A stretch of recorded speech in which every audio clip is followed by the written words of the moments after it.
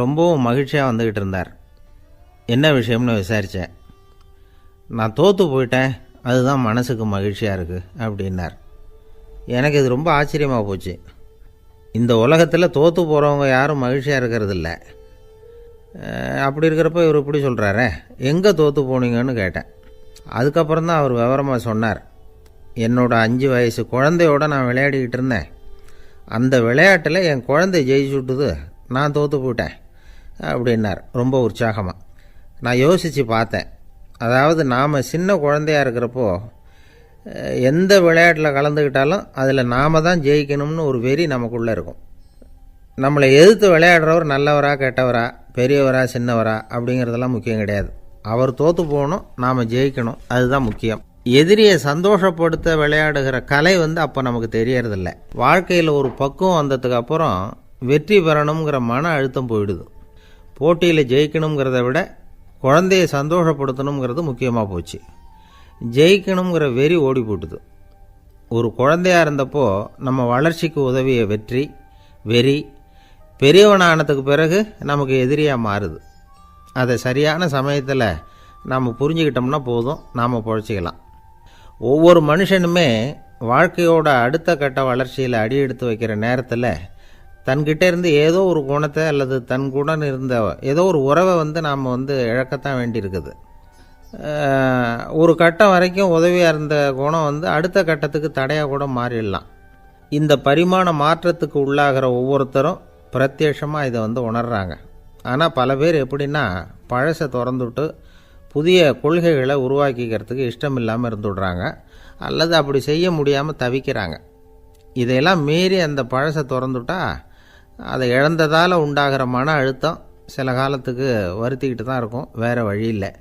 ஆரோக்கியமான ஒரு முன்னேற்றத்துக்காக அந்த மன அழுத்தத்தை தாங்கிக்கத்தான் வேணும் அப்படிங்கிறாரு அந்த உலக புகழ்பெற்ற மேதை ஒருத்தர், இந்த ஸ்காட் பெக் அப்படிங்கிறவர். பிறந்த நாள் முதல் இதுதான் சரி அப்படின்னு கற்பிக்கப்பட்டு வந்த ஒவ்வொரு தத்துவத்தையும் தங்களுடைய வளர்ச்சிக்கு தகுந்த மாதிரி மாற்றி அர்த்தப்படுத்தி கொள்ள முடியாமல் வாழ்க்கை சூழலில் அப்படியே அரைப்பட்டு தூளாகிறவர்கள் தான் ரொம்ப தவிக்கிறாங்களாம். இதுதான் அவருடைய கருத்து. பெரும்பாலும் மனிதர்களுடைய நடுத்தர வயசில், அதாவது 30 தாண்டுகிற சமயத்தில் தான் இந்த தவிப்பு உண்டாகுதான். இதை தான் மேற்கத்திய நாடுகளில் அடிக்கடி மிட் லைஃப் கிரைசிஸ் அப்படின்னு சொல்கிறாங்க. அப்பப்போ பழசையெல்லாம் தொலைச்சி விட்டு புதுசாக பிறக்கிறதுக்கு கற்றுக்கணும். ஒவ்வொரு நிமிஷத்தையும் அந்த நிமிஷத்துக்கு ஏற்ற சித்தாந்தம் கொண்டவர்களாக சந்திப்போம் அப்படிங்கிறார் அந்த உளவியல் நிபுணர். இப்படி பழகிக்கிட்டால் வாழ்க்கை இன்பமயம், இல்லைன்னா தவிப்பு மயம்தான். பழசை தொலைக்க முடியாதவர்களில் எத்தனையோ பேர் உண்டு, எத்தனையோ ரகம் உண்டு. அதில் வேடிக்கையான நண்பர்களும் உண்டு. ஒருத்தர் நண்பர் வீட்டுக்கு போனார். அவர் ஏதோ இனிப்பு பலகாரம் கொடுத்து சாப்பிட சொல்லியிருக்கிறாங்க அவங்க வீட்டில். இவர் சாப்பிட்டு பார்த்துட்டு சொன்னாராம், சார் 6 மாதத்துக்கு முன்னாடி ஒரு தடவை இங்கே வந்தேன், அப்போது ஒரு இனிப்பு பலகாரம் கொடுத்தீங்க, அது இதை விட நல்லா இருந்தது சார் அப்படின்னாராம். அப்போ செஞ்ச அதே இனிப்பு பலகாரம் தான் சார் இதுவும் அப்படின்னாராம் அவர். இயேசுநாதர்கிட்ட ஒருத்தர் கேட்டாராம், இயேசுவே என்னை எவ்வளவு நேசிக்கிறீர்கள் அப்படின்னு. அவர் தன்னுடைய 2 கைகளையும் அகல விரித்து இவ்வளவு என்று சொல்லி சிலுவையில் உயிர் நீத்தார் அப்படின்னு சொல்லுவாங்க. அதாவது அந்த நேசிப்புக்கு எல்லை கிடையாது, அதே போல் மன்னிப்புக்கும் எல்லை கிடையாது. இது இயேசுநாதர் சொல்லி கொடுத்த ஒரு பாடம். இயேசுனுடைய சீடர்களில் ஒருத்தன் பீட்டர், அவன் ஒரு நாள் இயேசுநாதர்கிட்ட கேட்டிருக்கான், இயேசுவே நான் என்னுடைய தம்பிக்கிட்ட அடிக்கடி சண்டை போட்டுக்கிட்டு இருக்கிறேன், என்னுடைய சகோதரன் கூட, அவனை நான் எத்தனை தடவை மன்னிக்கிறது? ஏற்கனவே 7 தடவை அவனை மன்னிச்சுட்டேன் அப்படின்னு சொல்லியிருக்கிறான். அப்போது இயேசு சொன்னாராம், மன்னிக்கிறதுக்கு எத்தனை தடவைங்கிற கணக்கெல்லாம் கிடையாது. எத்தனை தடவை உன்னுடைய சகோதரன் உன்னை கோபப்படுத்துகிறானோ அத்தனை தடவை நீ மன்னிக்கிறதுக்கும் தயாராக இருக்கணும், அதுதான் அப்படின்னு சொன்னாராம். அப்போ இவனுக்கு ஒன்றும் புரியல, இது என்ன அவன் தப்பு பண்ணிக்கிட்டே இருப்பான், நாம் மன்னிச்சுக்கிட்டே இருக்கிறதா அப்படிங்கிறது மாதிரி குழப்பமாக இருந்திருக்கிறான். அப்போது இயேசுநாதர் தன்னுடைய சீடன் பீட்டர்கிட்ட ஒரு கதை சொன்னாராம். அந்த கதை இன்றைக்கு நாம் எல்லாரும் சிந்தித்து பார்க்க வேண்டிய ஒரு கதை. அதாவது மன்னிப்பை விரும்புகிறவர்கள் மன்னிக்கவும் தயாராக இருக்க வேண்டும் அப்படிங்கிறது தான் அந்த கதையினுடைய தத்துவம். அந்த இயேசுநாதர் சொன்ன கதை என்னென்னா, ஒரு மன்னர் இருந்தார். அவர் ஒரு நாள் அரண்மனையில் உட்காந்து கணக்கு வழக்குகள்லாம் பார்த்துக்கிட்டு இருந்தார். நம்ம அரண்மனையிலேருந்து யார் யார் அரசாங்க கடன் வாங்கியிருக்கிறாங்க, யார் யார் திருப்பி செலுத்தியிருக்கிறாங்க அப்படிங்கிற விவரத்தையெல்லாம் பார்த்துக்கிட்டு இருந்தார். அப்போ தான் புரிஞ்சுது, அந்த அரண்மனையில் வேலை செய்கிற ஒருத்தனே அரசாங்க கடன் வாங்கியிருக்கிறான். எவ்வளவு? 10,000 பொற்காசுகள் வாங்கியிருக்கான் கடன். இந்த 10,000 பொற்காசுகளை திருப்பி செலுத்தலை அரசாங்கத்துக்கு. இது மன்னர் கவனத்துக்கு வந்தது. உடனே நம்ம அரண்மனையில் இருக்கிறவனே அரசு கடன் வாங்கி திருப்பி செலுத்தாமல் இருக்கான், அவனை கூப்பிட்டு வாங்கன்னு சொல்லி கூப்பிட்டுட்டு வந்தாங்களாம். விசாரிச்சிருக்கிறாங்க, என்னப்பா நீ எவ்வளோ ஒன்று? ஆமாங்க 10,000 பொற்காசுகள் வாங்கியிருக்கிறேன், இன்னும் திருப்பி கட்டலைன்றிருக்கான். உடனே அவர் மன்னர் சொல்லியிருக்கிறார், நம்ம சட்டத்திட்டப்படி நீ உடனே பணத்தை திருப்பி கட்டிடு. அப்படி உன்னால் கட்ட முடியலன்னா உன்னுடைய வீடு வாசல் சொத்து சுகம் எல்லாத்தையும் விற்று அந்த பணத்தை அரசு கருவூலத்தில் சேர்த்துக்கிறதுக்கு நானே ஏற்பாடு பண்ணிடுறேன் அப்படின்னு அந்த மன்னர் சொன்னாராம். இவன் அப்படியே அதிர்ச்சி ஆகிட்டான், அப்படியே பொத்துன்னு காலில் விழுந்தானா. மன்னா என்னை மன்னிச்சுங்க, என்னால் முடியல, எனக்கு மன்னிப்பு கொடுங்க அப்படின்ட்டுருக்கான். உடனே அவர் எழுந்திரிச்சு, சரி நீ மன்னிப்பு கேட்டுவிட்ட, அதனால் உன்னை மன்னிக்கிறேன், நீ பணம் கட்ட வேண்டாம் அப்படின்னு சொல்லி அந்த மன்னர் அவனை விட்டுட்டாராம். பணத்தையும் தள்ளுபடி போட்டார், நீ திருப்பி கட்ட வேண்டான்னு. இவனுக்கு ரொம்ப மகிழ்ச்சி, அதனால் ரொம்ப உல்லாசமாக வந்துக்கிட்டு இருக்கிறான். தெருவில் வந்துக்கிட்டு இருக்கிறப்ப இவங்கிட்ட கடன் வாங்கின ஒருத்தன் எதுக்கு வந்துக்கிட்டு இருக்கான்.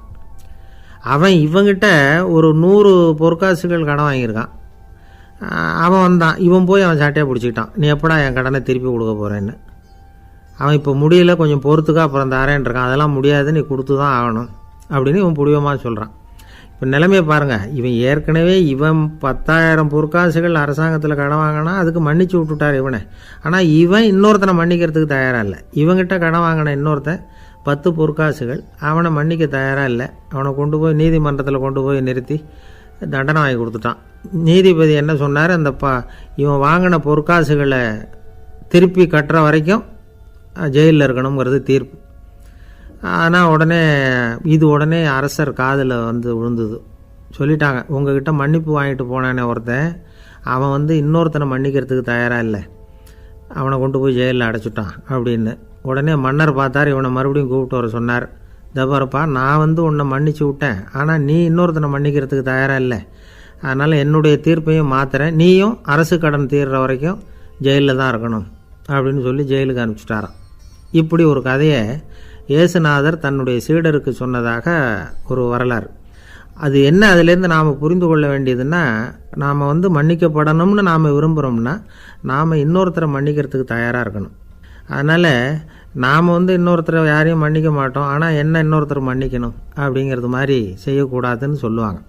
அது மாதிரி நாம் இப்போ இது தப்பாக புரிஞ்சுக்கிறவங்களும் இருக்கிறாங்க. பாவம் மன்னிப்புங்கிறதுலாம் எதுக்குன்னா, அதாவது மறுபடியும் பாவம் செய்யாமல் இருக்கிறதுக்காக தான். அதான் மன்னிக்கிறாரே அப்படிங்கிறதுக்காக மறுபடியும் பாவம் பண்ணிகிட்டு இருக்கிறது இல்லை. அதான் ஒருத்தர் கேட்டாராம், பாவத்திலேருந்து மன்னிப்பு கிடைக்கணும்னா நீ என்ன செய்யணும் அப்படின்னு கேட்டிருக்கார். அதுக்கு அவன் சொல்லியிருக்கிறான், நான் முதல்ல பாவம் செய்யணும், அப்போ தானே மன்னிப்பு கிடைக்கும் அப்படின்னு நானாம். இப்படிப்பட்டவர்கள் தான் இன்றைக்கி உலகத்தில் அதிகமாக இருக்கிறாங்க. அதனால் இந்த மன்னிப்பின் மகத்துவங்கிறது இயேசுநாதர்கிட்டேருந்து தான் நாம் புரிஞ்சுக்கணும். அந்த இயேசு சொன்ன அந்த மன்னிக்கிற மனோபாவம் இருந்தால் இன்றைக்கி உலகம் பூராவும் அமைதி பூங்காவாக இருக்கும். அதில் ஒன்றும் ஆச்சரியமே இல்லை, அதில் ஒன்றும் சந்தேகமும் இல்லை. அதனால் மன்னிக்கிற மனோபாவத்தை நாம் எல்லாரும் நமக்குள்ளே வளர்த்து கொள்ள வேண்டும் அப்படிங்கிறது தான் நாம் இன்றைக்கு எல்லோரும் சிந்தித்து பார்க்க வேண்டிய ஒரு செய்தி. ஒரு வயசான அம்மா தெரு வழியாக போயிட்டு இருந்தாங்க. அவங்க கையில் எண்ணத்தையோ வச்சுக்கிட்டு அதை அடிக்கடி பார்த்துக்கிட்டே இருந்தாங்க. ஒருத்தன் மெதுவாக அவங்கக்கிட்ட போய் கையில் இருக்கிறது என்ன அப்படின்னு எட்டி பார்த்தா அவங்க கையில் 4 பல் இருந்துதான். இவன் ஆச்சரியமாக அந்த அம்மாவை பார்த்தான். ஏம்மா, உனக்கு என்ன பைத்தியமா, ஏது இந்த பல், இதை என்னத்துக்காக கையில் வச்சுக்கிட்டு அலைஞ்சிக்கிட்டு இருக்கிற அப்படின்னு கேட்டிருக்கான். அதுக்கு அந்த அம்மா விவரம் சொல்ல ஆரம்பித்தாங்களாம். இதை பாருப்பா, எனக்கு ஒரு மகன் இருந்தான், அவனை ரொம்ப செல்லமாக வளர்த்தேன். அவனை தரையிலே நடக்க விடுறதில்ல, எப்பவும் தூக்கி வச்சுக்கிட்டு இருப்பேன். அவன் நல்லா பெரியவனாகி பள்ளிக்கூடம் போகிறப்ப கூட அவன் புஸ்தக மூட்டையை நான் தான் சுமந்துக்கிட்டு போவேன். பார்க்குறவங்க கூட கேலி பண்ணுவாங்க, ஏம்மா படிக்க போகிறது நீயா உன் பிள்ளையான்னு கேட்பாங்க. அவன் இன்றைக்கி எவ்வளோ பெரிய மனுஷன் ஆகிட்டான், வெளிநாட்டில் பெரிய உத்தியோகத்தில் இருக்கான். சமீபத்தில் இங்கே வந்துட்டு போனான். ஒரு நாள் ஏதோ கோபத்தில் என்னை அரைஞ்சுட்டான். அப்போ இந்த 4 பல்லும் கீழே விழுந்துட்டுது. இன்னமும் கூட விழுந்திருக்கும், ஆனால் பல்லு தான் இல்லை. என் புள்ள அரைஞ்சதுனால விழுந்த பல்லு இல்லையா அது, அதனால் இதை எப்பவும் என் கையிலே வச்சுக்கிட்டு ஆசையோடு பார்த்துக்கிட்டு இருக்கிறேன். அவன் தான் வெளிநாட்டுக்கு போட்டான், அவனை பார்க்க முடியாத ஏக்கத்தை நான் இந்த பல்லை பார்த்து போக்கிக்கிறேன் அப்படின்னு நாங்களாம் அந்த அம்மா. இந்த கதை எதுக்காகன்னா, தாய் அன்பு அப்படிங்கிறது எப்படிப்பட்டதுங்கிறத புரிஞ்சுக்கிறதுக்காக. கல்யாணம் ஆனதுக்கு அப்புறம் தாயை மறந்து விடுறவங்க எத்தனை பேர் இந்த உலகத்தில்? அவங்க காதில் வேணுங்கிறதுக்காக தான் இந்த தகவல். ஆனால் ஒரு விஷயம் மட்டும் நல்லா புரிஞ்சுக்கணும். தாயை மதிக்க தெரிஞ்சவங்க தான் இன்றைக்கி வாழ்க்கையில் எல்லா விதத்துலேயும் முன்னுக்கு வந்திருக்கிறாங்க. வேணும்னா விசாரித்து பார்த்துக்குங்க. இன்னொரு அம்மா இருந்தாங்க. அவங்க தினமும் ஒரு கோயிலுக்கு வருவாங்க. சாமியை பார்த்து, கடவுளே நான் இறந்து போனால் நரகத்துக்கு போகணும் அப்படின்னு வேண்டிக்குவாங்களாம். எல்லோரும் சொர்க்கத்துக்கு போகணும்னு தானே கடவுள்கிட்ட வேண்டிக்குவாங்க. இந்த அம்மா தினம் நான் நரகத்துக்கு போகணும் அப்படின்னு வேண்டிக்கிறாங்க. அங்கே இருந்த அர்ச்சகருக்கு இது சந்தேகம். ஒரு நாள் அதை நேரடியாகவே அவங்கக்கிட்ட கேட்டுவிட்டார். அதுக்கு அந்த அம்மா பதில் சொன்னாங்களாம், ஐயா, எனக்கு கல்யாணம் ஆகி ரொம்ப நாள் வரைக்கும் குழந்த பாக்கியம் இல்லாமல் இருந்தது. கோயில் குளம் எல்லாம் சுற்றி வந்தேன். ரொம்ப நாள் கழித்து ஒரு குழந்த பிறந்தது, ஆண் குழந்தை. அவனை நான் ரொம்ப செல்லம் கொடுத்து வளர்த்தேன். அதோட விளைவு என்ன ஆச்சுன்னா, அவன் ரொம்ப மோசமாக ஆகிட்டான். கெட்ட பழக்க வழக்கம்லாம் கற்றுக்கிட்டான். அவன் இறந்து போனால் நிச்சயம் அவனுக்கு நரகம்தான் கிடைக்கும். அந்த அளவுக்கு கெட்டவன் அவன். அப்படிப்பட்ட காரியங்கள்லாம் பண்ணிகிட்ருக்கான், எனக்கு தெரியும். இவனுக்காக நரகத்தில் கூட யாரும் தயவு காட்ட மாட்டாங்க, தாட்சண்யம் காட்ட மாட்டாங்க. அதனால் இவனுக்கு முந்தி நான் இறந்து நரகத்துக்கு போயிட்டா அங்கே இவனை கவனிச்சிக்கலாமே, இவனுக்கு பணிவிடை செய்யலாமேன்னு பார்க்குறேன் அப்படின்னு நாங்களாம். அதனால தான் நான் நரகத்துக்கு போகணும்னு தினம் ஆண்டவனை வேண்டிகிட்டு இருக்கிறேன் அப்படின்னு கண்கலங்கி அந்த அம்மா சொன்னாங்களாம். அதுதான் தாய் உள்ளம்ங்கிறது. தாயின் பெருமையை சரியாக உணர்ந்துட்டா அவங்களுக்கு எப்பவும் எந்த கஷ்டமும் வராது. இது ஏதோ உபதேசத்துக்காக சொல்கிற வார்த்தை இல்லை, உண்மையான வார்த்தை. இந்த விவரத்தையெல்லாம் நண்பர் ஒருத்தர்கிட்ட சொல்லிகிட்டு இருந்தேன். அவர் கொஞ்ச நாள் கழித்து என்னை தேடி வந்தார். அவர் கையிலேயும் 4 பல் வச்சுருந்தார். என்னங்க ஆச்சு, ஏதுங்க இந்த பல் அப்படின்னு விசாரித்தோம். உங்கள் உபதேசத்தை கேட்டுவிட்டு இந்த உலகத்தில் எல்லாரையும் தாயாக நினைக்க ஆரம்பிச்சிட்டேன். ஒரு அம்மாவை கடத்தெருவில் பார்த்து தாயேன்னு கூப்பிட்டேன். அவங்க உடனே பலார்னு என்னை அரைஞ்சிட்டாங்க. பல் விழுந்துட்டுது. அதை தான் பொறுக்கி எடுத்துக்கிட்டு நேராக உங்களை தேடி வந்துக்கிட்டு இருக்கிறேன்னார். தாயேன்னு தானே கூப்பிட்டீங்க, அதுக்கு ஏன் அரைஞ்சாங்க அப்படின்னு கேட்டோம். நான் தாயேன்னு கூப்பிட்டது அவங்க காதில் நாயேன்னு விழுந்துட்டு தான், அதுதான் அப்படி ஆயிட்டுது அப்படின்னார். ஊருக்கு வெளியில் அமைதியான ஒரு இடம், அங்கே ஒரு ஆசிரமம், அங்கே ஒரு சாமியார். அவர் தினமும் நல்ல போதனைகள்லாம் செய்வார். பல பேர் போய் அங்கேயே சில நாள் தங்கி இருந்து அவர் சொல்கிற அறிவுரைகளை எல்லாம் கேட்டுக்கிட்டு வர்றது வழக்கம். ஒரு தடவை அவரை பார்த்துட்டு போகிறதுக்காக 3 வெளியூர் தம்பதிகள் வந்தாங்களாம். அந்த மடத்திலேயே சாப்பிட்டுக்கிட்டு தங்கியிருந்து அவங்களுடைய போதனைகளை கேட்டுக்கிட்டு போகணுங்கிறது அவங்க நோக்கம். காலையில் குளிச்சுட்டு பூஜையில் உட்காந்தார் அந்த சுவாமி. இவங்களும் குளிச்சுட்டு அந்த பூஜையை பார்க்குறதுக்காக அவர் முன்னாடி உட்காந்தாங்க. பூஜை ஆரம்பமாச்சு. சம்பிரதாயப்படி அது ரொம்ப நேரம் நடந்துக்கிட்டே இருக்குது. இவங்களுக்கு நல்ல பசி இருந்தாலும் இந்த நேரத்தில் அதை எப்படி வெளியில் காட்டிக்கிறது? பேசாமல் இருந்தாங்க. அந்த சுவாமி பூஜையை முடித்தார். அதுக்கப்புறம் பேச ஆரம்பித்தார். பேச்சு அருமையாக தான் இருந்தது, அமிர்தமாக தான் இருந்தது. இருந்தாலும் இவங்களுக்கு இருக்கிற வயிற்று பசி அது சரியாக கவனிக்க விடலை. அந்த சுவாமியே இதை கவனித்ததா தெரியல. இவங்களுக்கு மனசுக்குள்ளே ஒரு எண்ணம், உள்ளே சாப்பாடு தயாராகிட்டு இருக்கும் போல இருக்குது. இந்த பேச்சு முடிஞ்சது நம்மளை உள்ளே அழைச்சிட்டு போய் சாப்பாடு போடுவாங்கன்னு நினைக்கிறோம் அப்படின்னு இவங்களாம் நினச்சிக்கிட்டாங்க. ஆனால் சுவாமி இதை பற்றி எதுவுமே பேசலை, கண்டுக்கலை. ஒரு அம்மாவால் அதுக்கு மேலே சும்மா இருக்க முடியுமா? முடியல. சாப்பாட்டை கவனிக்கலாமா அப்படின்னு சொல்லி மெதுவாக ஆரம்பித்தாங்க. கவனிக்கலாமே அப்படின்னு உள்ளே அழைச்சிட்டு போனார் சுவாமி. இவங்க ரொம்ப அவசரமாக எழுந்திரிச்சு உள்ளே ஓடினாங்க. அங்கே ஒரு மேஜை மேலே ஒரு கிண்ணம் மூடி இருந்தது. இதுதான் சாப்பாட்டு மேஜை போல இருக்குது, இங்கே சாப்பாடு வந்துடும் அப்படின்னு நினச்சாங்க. உடனே போய் சுற்றி உட்காந்துக்கிட்டாங்க. சுவாமி அந்த கிண்ணத்தை எடுத்து அந்த அம்மா கிட்ட கொடுத்தார். அவங்க அதை வாங்கி மூடியை திறந்து பார்க்குறாங்க. உள்ளே ஒரு சாவி இருக்குது. சரிதான், இது சமையலறை சாவி போல் இருக்குது. அங்கே போய் அதை திறந்து சாப்பாட்டை நாமே எடுத்துக்கிட்டு இங்கே வச்சுக்கிட்டு சாப்பிட்ணும் போல இருக்குது அப்படின்னு நினச்சாங்க. சாவி இருக்கு இல்லையா, வாங்க பூட்டு நிறையா காட்டுறேன் அப்படின்னு சுவாமி அவங்கள அழைச்சிட்டு போனார், காட்டினார். இவங்க அந்த அறையை ரொம்ப ஆவலோடு திறந்தாங்க. உள்ளே பார்த்தா அங்கே அரிசி, பருப்பு, விதவிதமான காய்கறி எல்லாம் இருக்குது. சமையலுக்கு வேண்டிய மிளகாய், எண்ணெய், பால், தயிர், நெய் இப்படி எல்லாமே இருக்குது. அடுப்பு, விறகு, நெருப்பு போட்டி அது கூட அங்கே இருக்குது. சாப்பாடு தயாராக இருக்கும்னு நினச்சிக்கிட்டு போனால் இப்படி இருக்குதே அப்படின்னு சொல்லி அதை பார்த்ததும் ரொம்ப சோர்ந்து போட்டாங்க அவங்க. சுவாமி, என்ன இது சாப்பாடு இல்லையா அப்படின்னாங்க. அதுதான் சாப்பாட்டுக்கு வேண்டிய எல்லாம் இங்கே இருக்குதே. அடுப்பு மூட்டி நீங்கள் தான் அவங்கவுங்க ருசிக்கு தகுந்த மாதிரி சமைச்சிக்கணும். இந்த சன்னியாசிக்கு எப்படி சமைக்க தெரியும் அப்படின்னு கேட்டார் சுவாமி. சாப்பாடு தயாராக இருக்கும்னு நாங்கள் எதிர்பார்த்தோம் அப்படின்னாங்க. நீங்கள் இப்படி சொல்லுவீங்கன்னு நானும் எதிர்பார்த்தேன். இது வரைக்கும் நான் எவ்வளவோ தத்துவம்லாம் எடுத்து சொன்னேன். எல்லாத்தையும் விட இதுதான் அனுபவபூர்வமான தத்துவம். ஆண்டவன் வந்து நமக்கு நல்ல மனசை கொடுத்துருக்குறான், நல்ல வாய்ப்புகளையும் தந்திருக்கிறான், அதையெல்லாம் பயன்படுத்திக்கக்கூடிய மூளையையும் சிந்தனையையும் கொடுத்துருக்குறான்.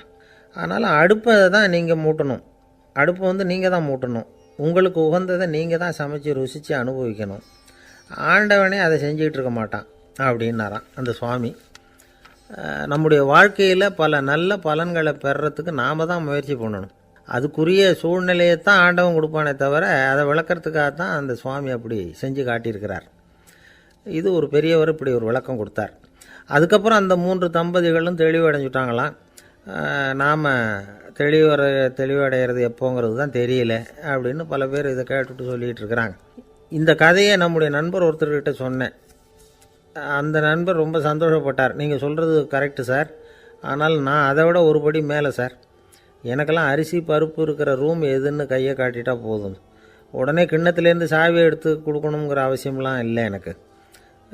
அப்புறம் எப்படி ரூமை திறந்துருவீங்க அப்படின்னு கேட்டேன். பூட்டை உடச்சி திறந்துருவேன், அதுதான் எனக்கு பழக்கம் அப்படிங்கிறார். ஐயா, என்னுடைய நூல் வெளியீட்டு விழாவுக்கு அவசியம் நீங்கள் வரணும் அப்படின்னு கூப்பிட்டார் ஒருத்தர். எப்போ வரணும்னு கேட்டேன். அடுத்த வாரம்னார். சரி, புத்தகம் தயாராகிட்டுதா அப்படின்னேன். நாளைக்கு தான் அச்சிக்க கொடுக்க போகிறேன்னார். என்னங்க இது, புத்தகம் அச்சிடுறதுக்கு முன்னாடியே அழைப்புதழை வந்து அச்சடிச்சு விட்டீங்களே அப்படின்னு கேட்டேன். அதனால் என்னங்க, அந்த காலம் மாதிரி அப்போல்லாம் அச்சுக்கலை வந்து எவ்வளவோ முன்னேறியாச்சுங்க.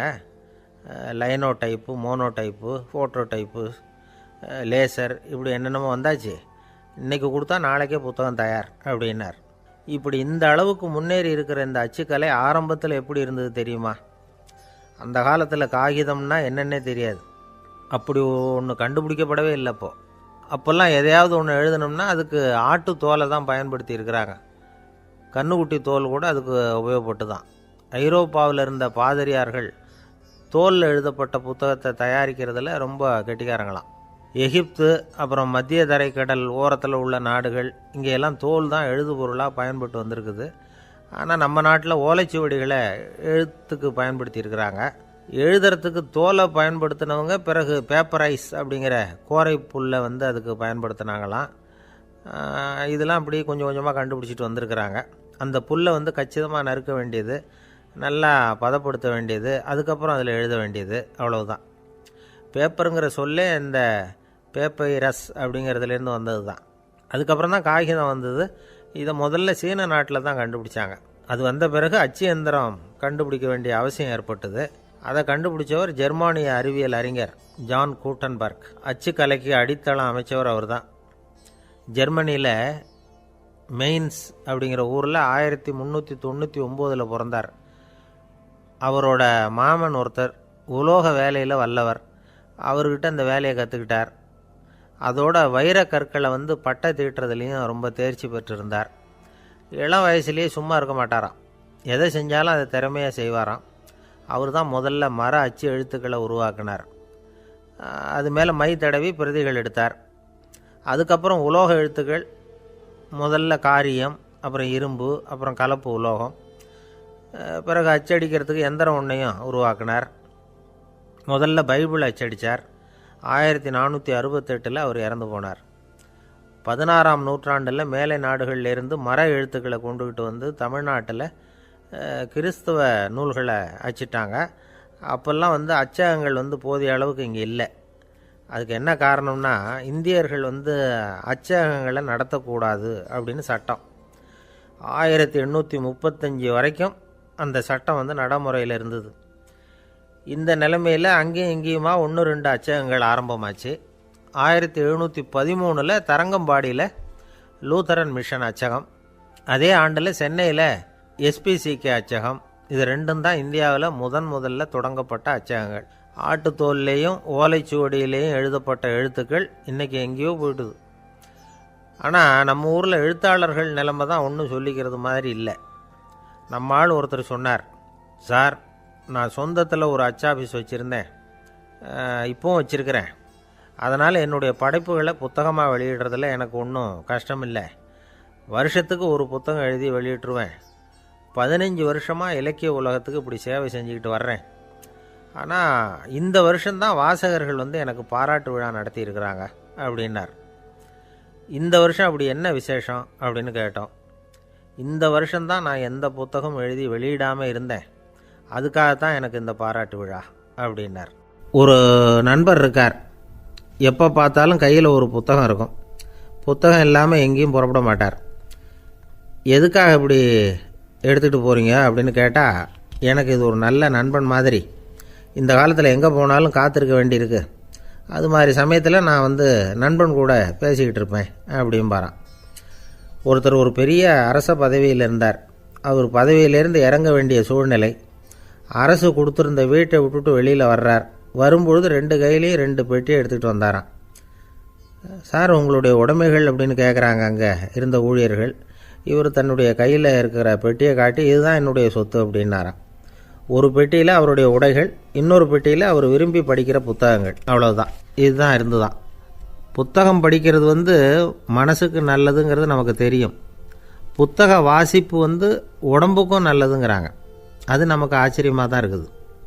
ஒரு நபர் ஒரு வருஷத்தில் சராசரியாக 2000 பக்கங்களை படிச்சிருக்கணுமா, யுனெஸ்கோ பரிந்துரை.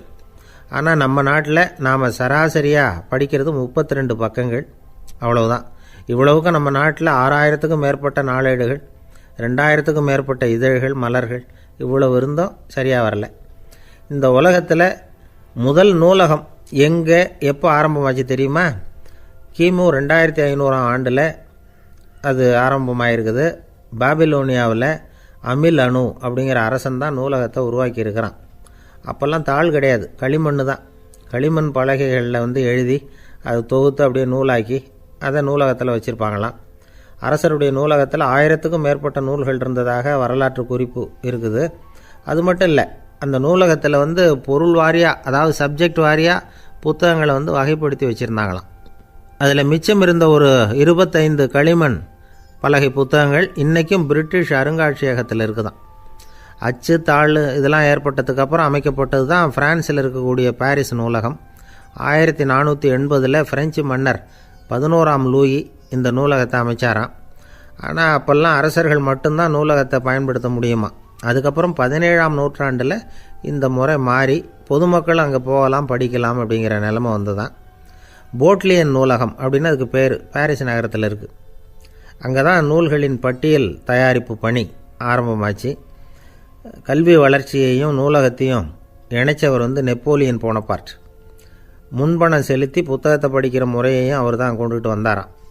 மக்கள்கிட்ட வசூலிக்கிற வரியின் ஒரு பகுதியை நூலகத்துக்கு பயன்படுத்தினவரும் அவர் தானா. நெப்போலியன் நூலகத்தில் உலகத்தில் உள்ள எல்லா மொழி நூல்களும் இருக்குதான்.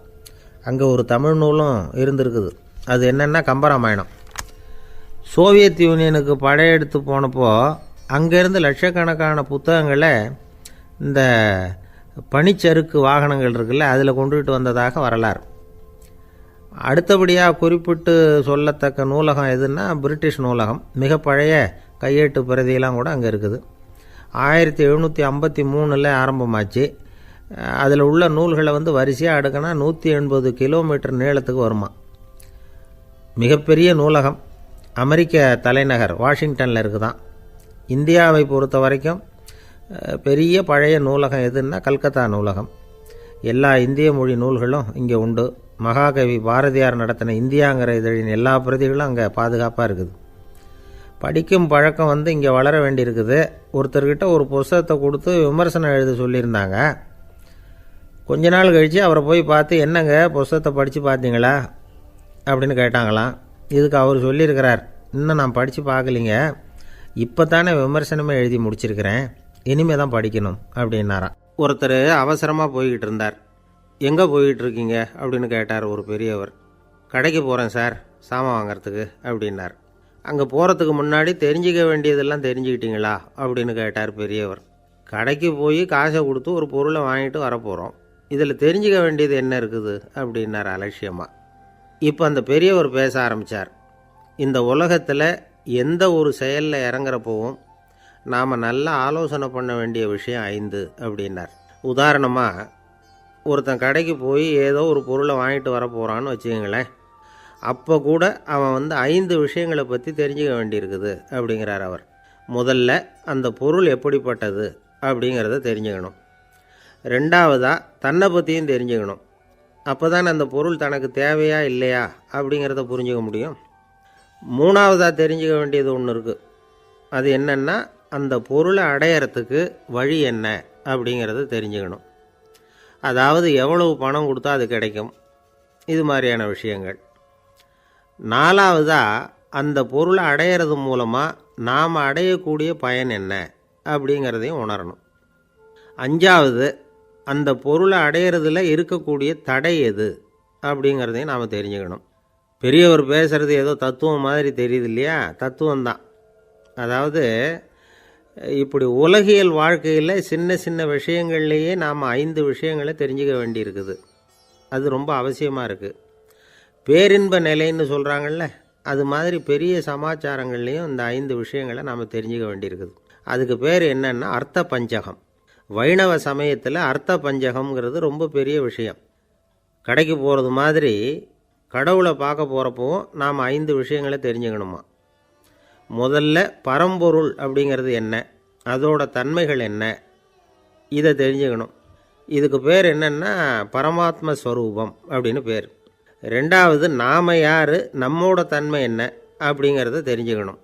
நான் யாருன்னு எனக்கே தெரியலங்கிறப்போ இதை நான் சொல்கிறேன்னு இது என்னுடையதுன்னு சொல்கிறது தப்பு தானே. அப்புறம் மூணாவது விஷயம், பரம்பொருளை நாம் அடையிறதுக்கு வழி எது, இதை தெரிஞ்சுக்கணும். இது உபாய ஸ்வரூபம் அப்படின்னு பேர். நாலாவது விஷயம், நாம் அடைய வேண்டிய பயன்கள் என்ன அப்படிங்கிறத தெரிஞ்சுக்கிறது. இதுக்கு புருஷார்த்தம் அப்படின்னு பேர். அஞ்சாவது, அந்த பயனை அடைய விடாமல் தடுக்கிற தடைகள் யாவை அப்படிங்கிறத தெரிஞ்சுக்கிறது. இது விரோதி ஸ்வரூபம். இதைத்தான் தடையியல் அப்படின்னு சொல்கிறாங்க. அதாவது பரமாத்மாவை பற்றிய அறிவு, ஜீவாத்மாவை பற்றிய அறிவு, உபாயம் பற்றிய அறிவு, புருஷார்த்தம் பற்றிய அறிவு, இந்த 4 அறிவுக்கும் எதிரடையாக, அதாவது அதையெல்லாம் தப்பாக புரிஞ்சுக்கிறதால உண்டாகக்கூடிய அறிவு விரோதி ஸ்வரூபம். என்ன இது தகவலில் ஏதாவது கதை சொல்லுவீங்கன்னு பார்த்தா ஏதோ தத்துவம் பேசிகிட்டு இருக்கிறீங்களே அப்படின்னு நினைக்கலாம். இதுவும் தெரிஞ்சிக்க வேண்டிய ஒரு பெரிய விஷயந்தான். காதில் போட்டு வச்சா எப்போவாவது உபயோகப்படும். என்னுடைய நண்பர் ஒருத்தர் ஒரு நாள் என்கிட்ட சொன்னார், சார், அடுத்த மாதம் தஞ்சாவூரில் ஒரு கல்யாணம், போகிறதா வேண்டாமா அப்படின்னு ஒரே குழப்பமாக இருக்குது அப்படின்னார். நான் உடனே இந்த அர்த்த பஞ்சக உபதேசம் பண்ண ஆரம்பித்தேன். அவர் எல்லாத்தையும் பொறுமையாக கேட்டுவிட்டு, சரி சார், நான் போகிறதுன்னு முடிவு பண்ணிவிட்டேன்னார். எப்படி இந்த முடிவுக்கு வந்தீங்க அப்படின்னு கேட்டேன். அவர் சொன்னார், சார், அந்த 2வது பாயிண்ட் ஒன்று சொன்னீங்களே, அதை புரிஞ்சுக்கிட்டதுக்கு அப்புறம்தான் இந்த முடிவுக்கு வந்தேன் அப்படின்னார். என்ன 2வது பாயிண்ட்டுன்னு? அதாவது தன்னை பற்றி புரிஞ்சுக்கணும் அப்படின்னு சொன்னீங்க. உடனே என்னை பற்றி புரிஞ்சுக்கிட்டேன், நான் யாருங்கிறது எனக்கு தெரிஞ்சுது, உடனே போகிறது தான் நல்லதுன்னு முடிவு பண்ணிவிட்டேன்னார். நீங்கள் யாருன்னு கேட்டேன். நான் தான் சார் அந்த கல்யாணத்தில் தாலி கட்ட வேண்டிய மாப்பிள்ளை அப்படின்னார். அந்த காலத்தில் அண்ணாமலை ரெட்டியார்னு ஒருத்தர் இருந்தார். அவர் வெங்கனூர் அப்படிங்கிற கிராமத்தில் இருந்தார். அங்கேருந்து விருத்தாசலம் கோவிலுக்கு தவறாமல் போயிட்டு வந்துக்கிட்டு இருந்தார். இடையில் வெள்ளாறு, அதில் ஒரு சமயம் வெள்ளம் வந்துட்டுது. இவரால் போக முடியல. அதோட விளைவு வெங்கனூர்லேயே ஒரு கோவில் கட்டணும் அப்படின்னு முடிவு பண்ணார், சிவாலயம். அந்த சமயத்தில் வடநாட்டில் பஞ்சம். அதனால் அங்கே இருந்த பல சிற்பிகள் தென்னாட்டை நோக்கி வர ஆரம்பித்தாங்க. அவங்க வெங்கனூர் வழியாக வர்றது தெரிஞ்சதும் இவர் போய் பார்த்தார். இங்கே ஒரு கோவில் கட்டணும், அதுக்கு நீங்கள் உதவணும்னார். பஞ்ச காலத்தில் இப்படி ஒரு வாய்ப்பு கிடைச்சதில் அவங்களுக்கும் ரொம்ப மகிழ்ச்சி. உற்சாகத்தோடு ஒத்துக்கிட்டாங்க. ஆலய திருப்பணி ஆரம்பமாச்சு. அவங்களுக்கு வேண்டிய எல்லா வசதிகளையும் இவர் செஞ்சு கொடுத்தார். அவங்களுக்கு எந்த குறையும் இல்லாமல் பார்த்துக்கிட்டார். அது மட்டும் இல்லை, ஒவ்வொரு நாளும் அங்கே வருவார். உங்களுக்கு என்ன வேணும், எது வேணும்னு கேட்பார். ஏதாவது குறை இருந்தால் சொல்லுவாங்க, உடனே தீர்த்து வைப்பார். இவரும் கேட்பார், எந்த குறையாக இருந்தாலும் என்கிட்ட சொல்லுங்க அப்படின்னு சொல்லுவார். அதை தவிர இவராகவே கவனித்தும் அவங்களுக்கு என்னென்ன தேவைங்கிறத கண்டுபிடிச்சி அதையெல்லாம் கொடுத்துக்கிட்டு இருப்பார். என்ன தேவைன்னாலும் அதை நிறைவேற்றி வச்சுருவார். அந்த சிற்பிகளின் தலைவன் ஒருத்தன், அந்த ஆளுக்கு வெத்தலை பாக்கு போடுறது பழக்கம். இதை தெரிஞ்சுக்கிட்டு அதுக்காகவே ஒரு ஆளை ஏற்பாடு பண்ணார். வேணுங்கிறப்போலாம் நீ வெத்தலை சீவல் மடித்து கொடுக்க வேண்டியது உன் வேலை அப்படின்னு ஒருத்தனை ஏற்பாடு பண்ணிட்டார். இப்படியெல்லாம் செஞ்சதும் அவங்களுக்கும் ரொம்ப உற்சாகம். ரொம்ப பொறுப்பாக சிற்ப வேலைகளை செஞ்சுக்கிட்டு இருக்கிறாங்க. ஒரு நாள் என்னாச்சு தெரியுமா? அந்த சிற்பிகளின் தலைவன் ரொம்ப நுணுக்கமாக ஒரு வேலையை செஞ்சுக்கிட்டு இருக்கிறான். சாரம் போட்டு அது மேலே படுத்துக்கிட்டு அண்ணாந்து பார்த்து உச்சியில் நுணுக்கமான சிற்பங்களை உருவாக்கிக்கிட்டு இருக்கான். சிற்பியின் கவனம் சிதறப்படாதுங்கிறதுனால இவர் மெதுவாக சத்தம் போடாமல் கிட்ட போய் நின்று அதை கவனிச்சிக்கிட்டு இருக்கிறார். அந்த சிற்பி வழக்கம் போல் வெத்தலை பாக்குக்காக இடது கையை கீழே நீட்டினான். அந்த சமயம் பார்த்து அவருக்கு தாம்பூலம் கொடுக்குறவன் அங்கே இல்லை, எங்கேயோ போயிருக்கிறான். அண்ணாமலை ரெட்டியார் என்ன பண்ணார் தெரியுமா? தனக்காக கொடுக்கப்பட்ட தாம்பூலத்தை வாங்கி சிற்பியின் கையில் கொடுக்குறார். அவன் வாங்கி போட்டுக்கிட்டான். இது என்ன இன்னைக்கு வெத்தலை சீவல் வேறு மாதிரி இருக்குது, வாசனை தாம்பூலமாக இருக்குது அப்படின்னு யோசனை பண்ணிவிட்டு கீழே திரும்பி பார்க்குறார். பார்த்தா ரெட்டியார் மறுபடியும் சிற்பி கை நீட்டும் பொழுது கொடுக்கறதுக்காக தாம்பூலத்தை மடித்து வாங்கி வச்சுக்கிட்டு தயாராக நிற்கிறார். சிற்பிக்கு அதிர்ச்சி. உடனே பொத்துன்னு கீழே குதிச்சான். ஐயா, என்ன இது நீங்களா அப்படின்னா. இவர் சொன்னார், நான் ஒன்றும் தப்பு பண்ணலையே, உன்னுடைய கை புண்ணியம் செஞ்ச கை, கோயில் கட்டுற கை, அந்த கைக்கு தாம்பூலம் கொடுக்கறதுல என்ன தப்பு அப்படின்னாராம். ஏற்கனவே பஞ்சத்தில் அடிபட்டு வந்த எங்களை நீங்கள் ஆதரித்ததே பெரிய விஷயம். இந்த செயல் என்னை ஒரு பெரிய கடனாளி ஆக்கிவிட்டுது. ஐயா, எங்களுக்கு உணவு உடை இதை மட்டும் நீங்கள் கொடுத்தா போதும், ஊதியம்னு எதுவும் வாங்க மாட்டோம் அப்படின்னு நானும். அந்த சிற்பி எவ்வளவோ வற்புறுத்தியும் எதுவும் வாங்கிக்கலையாம். இந்த செய்தியை தமிழ் தாத்தா டாக்டர் ஊவேசா சொல்லியிருக்கிறார். அந்த காலத்தில் எப்படிப்பட்டவங்கள்லாம் வாழ்ந்துருக்கிறாங்க பாருங்கள். இந்த காலத்தில் ஒருத்தர் கோவில் கட்டினார், வேலை செய்கிற எல்லாருக்கும் சாப்பாடு போடுவார். சிற்ப வேலை செஞ்சுட்டு சாப்பிட வர்ற ஒவ்வொருத்தர் கையையும் அன்பாக பிடிச்சி முத்தம் கொடுத்து உள்ளே அனுப்புவார். அந்த கைகளுக்கு நீங்கள் கொடுக்குற மரியாதையாது அப்படின்னு கேட்டாங்க. அது இல்லைங்க, ஏற்கனவே முதல் பந்தியில் சாப்பிட வந்தவன் மறுபடியும் வர்றானான்னு கண்டுபிடிக்கிறதுக்காக கையை பிடிச்சி மோந்து பார்க்குறேன் அப்படின்னாராம் அவர். பிரம்மத்தை அறிந்தவன் பிரம்மமாகிறான் அப்படின்னு ஒரு பெரியவர் பேசினார் ஒரு கோவிலில். தைத்திரிய உபனிஷத்து அப்படி சொல்லுதான். இதை கேட்கும்பொழுது நமக்கு ஒரு சந்தேகம் வரும். அது எப்படி? பிரம்மத்தை அறிந்தவன் பிரம்மமாகிறான்னா, சிங்கத்தை அறிந்தவன் சிங்கமாகிறானா, தோசையை அறிந்தவன் தோசை ஆகிறானா? இப்படிப்பட்ட சந்தேகம் நமக்கு வர்றதில் ஒன்றும் ஆச்சரியம் இல்லை. இது இயற்கை. இதுக்கும் அந்த பெரியவரே பதில் சொல்கிறார். சிங்கம் வேற, நாம் வேற. அதனால் சிங்கத்தை அறிந்தவன் சிங்கமாக மாட்டான். ஆனால் பிரம்மம் வேற, நாம் வேற இல்லை. அதனால் பிரம்மத்தை அறிந்தவன் பிரம்மமாகிறான் அப்படிங்கிறது அவரோட விளக்கம். மனிதன் அவன்தான் தான் பிரம்மங்கிறது தெரியாதனால தான் அதை வேறு எங்கேயோ தேடிகிட்டு இருக்கிறான். கடைசியில் அது தான் தாங்கிறது புரிஞ்சுக்கிற பொழுது அவன் பிரம்மம் ஆகிடுறான். இதை விளக்கிறதுக்கு ஒரு உபநிஷத்து கதையே இருக்குது. நமக்கு தெரிஞ்ச கதை தான், ஆனால் அதை வேறு விதமான அர்த்தத்தில் விளையாட்டாக சொல்லிகிட்டு இருக்கிறோம். ஒரு சமயம் ஒரு 10 நண்பர்கள் ஒரு காட்டு வழியாக போய்கிட்டு இருக்கிறாங்க. குறுக்க ஒரு நதி, அதை கடந்து அடுத்த பக்கம் போகணும். எல்லோரும் ஒரு வழியாக கடந்து அடுத்த கரைக்கு போய் சேர்ந்துட்டாங்க. அங்கே போய் சேர்ந்ததுக்கப்புறம் எல்லோரும் பத்திரமா சேர்ந்துட்டோமா அப்படின்னு தெரிஞ்சுக்கிறதுக்காக எண்ணி பார்க்குறான் அந்த கூட்டத்து தலைவன். அவங்க மொத்தம் 10 பேர். ஆனால் இவன் எண்ணி பார்க்குறப்போ 9 தான் வருது. ஏன்னா அவன் தன்னை விட்டுவிட்டான். எதிரில் நிற்கிறவங்கள மட்டுமே எண்ணுறான். ஐயோ 10வது ஆள் எங்கேங்கிறான், பதறான். சரி நீ இரு, நான் எண்ணி பார்க்குறேன்னு சொல்லிவிட்டு இன்னொருத்தன் எண்ணுறான். அவனும் தன்னை விட்டுவிட்டு எண்ணுறான். 9 தான் வருது. எல்லோரும் கொய்யோ முறையோன்னு கத்த ஆரம்பிச்சிட்டாங்க. அந்த சமயத்தில் ஒரு பெரியவர் அந்த பக்கமாக வர்றார். என்ன விஷயம்னு விசாரிக்கிறார். 10வது ஆளை 6 அடிச்சுட்டு போட்டுது அப்படின்னு சொல்லி இவங்க அழறாங்க. சரி அழாதீங்க அப்படின்னு சொல்லி அந்த தலைவனை பார்த்து இப்படி வாங்குறார். வர்றான். இப்போ எனக்கு முன்னாடி ஒரு தரம் எண்ணு பார்க்கலாம்ங்கிறார். 1 2 3ன்னு ஆரம்பித்து 9ல் முடிக்கிறான். உடனே பெரியவர் நீ தான் அந்த 10வது ஆள் அப்படிங்கிறார். இது உண்மை. நாம் தான் அது. நாம் தான் நம்மளை வேறு எங்கேயோ தேடிகிட்டு இருக்கிறோம். நாம் எங்கேயோ தேடிகிட்டு இருக்கிறோமே, அந்த பிரம்மம் நாம் தான். இப்படி ஒரு பெரிய உண்மையை விளக்கிறதுக்காக தான் அப்படி ஒரு கதை சொல்லப்பட்டது. ஆனால் அதை நாம் வேறு விதமாக வேடிக்கையாக உபயோகப்படுத்திக்கிட்டு இருக்கிறோம். எப்படி தெரியுமா? ஒரு ஆத்தங்கரையில் ஒரு 10 பேர் முழிச்சுக்கிட்டே நின்றுக்கிட்டு இருந்தாங்களாம். அந்த பக்கமாக வந்த ஒருத்தன் ஏன் இப்படி முழிச்சுக்கிட்டு நிற்கிறீங்கன்னு கேட்டிருக்கிறான். எங்களுக்கு நீச்சல் தெரியாது, நாங்கள்லாம் அடுத்த கரைக்கு போய் சேரணும் அப்படின்னு நாங்களாம். சரி நான் கொண்டுட்டு போய் விட்றேன்.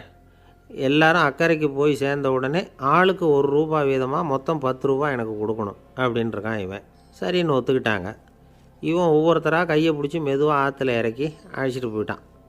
9 பேரை கரை சேர்த்துட்டான். 10வது ஆள் பாதி ஆற்றுல போயிட்டுருக்கிறப்போ திடீர்னு வெள்ளம் வந்துட்டுது. புடி நழுவி போச்சு. கையை விட்டுட்டான். வெள்ளம் அடிச்சிட்டு போட்டுது. அழைச்சிட்டு வந்தவன் நீச்சல் அடித்து தட்டு தடுமாறி கரைக்கு சேர்ந்துட்டான்.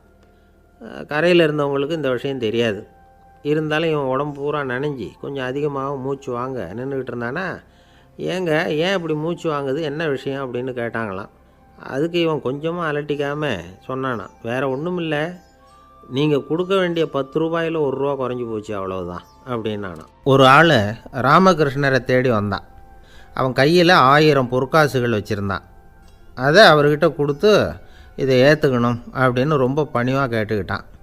அவர் பார்த்தார், இது எனக்கு தேவையில்லை, ஆனாலும் உன்னுடைய மனசை புண்படுத்துறதுக்கு நான் விரும்பலை, அதனால் நீ கொடுக்குறத வாங்கிக்கிறேன்னார். வாங்கிக்கிட்டார். அப்புறம் கேட்டார், இதை பாரு, இனிமேல் இதெல்லாம் என்னுடையது தானே அப்படின்னார். ஆமாம், அதையெல்லாம் நான் உங்களுக்கே கொடுத்துட்டேன்னா அவன். சரி, இப்போ நீ எனக்காக ஒரு காரியம் பண்ணணும்னார். என்ன செய்யணும்னு சொல்லுங்கன்னா, இந்த நாணயங்களையெல்லாம் எடுத்துக்கிட்டு போய் கங்கை நதியில் எரிஞ்சுட்டு வா அப்படின்னார். இவனுக்கு அதிர்ச்சியாக போச்சு. என்ன பண்ணுறது, இனிமேல் அது முடியாதுன்னு சொல்ல முடியாது. ஏன்னா அந்த நாணயங்களையெல்லாம் அவருக்கே கொடுத்துட்டான். இனிமேல் அதெல்லாம் இவனுடையது இல்லை. பேசாமல் அவ்வளோவே அள்ளிக்கிட்டு ஆத்தங்கரைக்கு போனான். போனவன் ரொம்ப நேரம் திரும்பியே வரல. ராமகிருஷ்ணருக்கு சந்தேகம், என்ன ஆச்சு அந்த மனுஷனுக்கு, காசுகளோடு அந்த கங்கையில் குதிச்சுட்டானா, போகும்பொழுதே ஒரு மாதிரியாக தான் போனான், போய் என்னன்னு பார்த்துட்டு வாங்க அப்படின்னார். அங்கே இருந்த ஒருத்தர் ஓடி போய் பார்த்தார். அவர் போய் பார்க்கும்பொழுது அவன் அங்கேயே இருந்தான். அதுக்கப்புறம் அவர் திரும்பி வந்தார். வந்து விவரத்தை சொன்னார். அதாவது அவன் கங்கை கரையில் உட்காந்துக்கிட்டு ஒவ்வொரு நாணயமாக 1 2ன்னு எண்ணி எண்ணி வீசிக்கிட்டு இருக்கிறான். அவனை சுற்றி ஒரு கும்பல் நின்றுக்கிட்டு அவனை தடுத்துக்கிட்டு இருக்குது அப்படின்னு விவரத்தை சொன்னார் போயிட்டு வந்தவர். இதை கேட்டதும் ராமகிருஷ்ணரே புறப்பட்டு அங்கே போனாராம். என்ன இப்படி பண்ணிகிட்ருக்கிற, நான் உன்னை அந்த நாணயங்களை கங்கையில் வீசி எறிய சொன்னேன், நீ ஏன் அதை எண்ணிக்கிட்டு இருக்கிற அப்படின்னார். பழக்கம்தான் காரணம், நான் ஒவ்வொரு நாளும் ஒவ்வொன்றா சேமித்து வச்சேன், இன்றைக்கி என்கிட்ட நிறைய இருக்குது, உங்களுக்கு ஒரு 1000 நாணயங்களை கொடுக்கணுங்கிறது என்னோடய ஆசை அப்படின்னா. இப்போ ராமகிருஷ்ணர் சொன்னார், ஒரே நேரத்தில் எல்லாத்தையும் சம்பாதிச்சிருந்தா நீ எண்ணுறது பொருத்தமாக இருக்கும், எல்லாத்தையும் இழக்கும்போது ஒவ்வொன்றா எண்ணிக்கிட்டு இழக்கிறதுங்கிறது சரியான செயல் இல்லை, அதனால் ஒரே தடவையாக எல்லாத்தையும் தூக்கி எறிஞ்சிடும் அப்படின்னார். இது இழப்பது அப்படிங்கிற ஒரு உயர்ந்த நிலை. இதை நாம் யதார்த்த வாழ்க்கையில் சம்மந்தப்படுத்தி பார்த்து குழப்பிக்கிட்டு இருக்கக்கூடாது. இழக்கிறேன்னு சொல்லிக்கிட்டு இருக்கிற காசையெல்லாம் ஆற்றுலையும் குளத்துலையும் கொண்டு போய் எறிஞ்சிட்டு வாங்க அப்படின்னு உபதேசம் பண்ணுறதாக யாரும் நினச்சிடக்கூடாது. இதில் நாம் புரிஞ்சிக்க வேண்டியது என்னென்னா, எதையாவது ஒன்றை இன்னொருத்தருக்கு கொடுக்கணும் அப்படின்னு விருப்பப்பட்டால் அதை மனப்பூர்வமாக கொடுத்துடணும். கொடுத்துட்டு அதையே நினச்சிக்கிட்டு இருக்கக்கூடாது. நம்மால் ஒருத்தர் ஒரு 100 ரூபா நோட்டை தன்னுடைய நண்பர் ஒருத்தர்கிட்ட கொடுத்து, இது உனக்கு தான் வச்சுக்கோ அப்படின்னார். அவர் பார்த்தார், இது இனிமேல் எனக்கு தானே சொந்தம் அப்படின்னார். ஆமான்னார் அவர். அப்படின்னா எனக்காக நீ ஒரு உதவி செய்யணும்னார். சொல்லுங்கள் செய்கிறேன்னார் அவர். இந்த 100 ரூபா நோட்டை தீ வச்சு கொளுத்தி விடுன்னார். இவர் அதிர்ச்சியாகி அவரை பார்த்தார். இப்போ அவர் சொன்னார், நீ எனக்கு அன்பாக கொடுத்தது இது, இந்த நோட்டு கள்ள நோட்டுங்கிறது எனக்கு முன்னாடியே தெரியும், சீக்கிரம் கொளுத்தி விடு, அதுதான் நம்ம 2 பேருக்குமே நல்லது அப்படின்னாராம் அவர். ஏங்க எங்கே போயிட்டு வரீங்க அப்படின்னு கேட்டேன். எனக்கு வேண்டப்பட்ட ஒருத்தரை பார்த்து. ஆஸ்பத்திரிக்குன்னார். எந்த ஆஸ்பத்திரிக்குன்னே? மாட்டு ஆஸ்பத்திரிக்குன்னார். என்ன விஷயம்னே? மாமனாருக்கு உடம்பு சரியில்லை, அதுதான் மாட்டு ஆஸ்பத்திரிக்கு போயிட்டு வரேன்னார். அட பாவி, அதுக்கு அந்த ஆஸ்பத்திரிக்காக போவாங்க அப்படின்னு ஆச்சரியமா. அட அது இல்லைப்பா, முதல்ல எங்கள் குடும்ப டாக்டர் தான் தேடிக்கிட்டு போனேன், அவர் அந்த நேரத்தில் அவர் வளர்க்குற நாய்க்குட்டிக்கு உடம்பு சரியில்லைன்னு சொல்லி அதை தூக்கிக்கிட்டு மாட்டு ஆஸ்பத்திரிக்கு போயிட்டாராம் சொன்னாங்க, அதனால் அங்கே போய் அவரை சந்தித்து விஷயத்தை சொல்லிவிட்டு வர்றேன்னார். அப்புறம் தான் எனக்கு கொஞ்சம் நிம்மதியாக இருந்தது.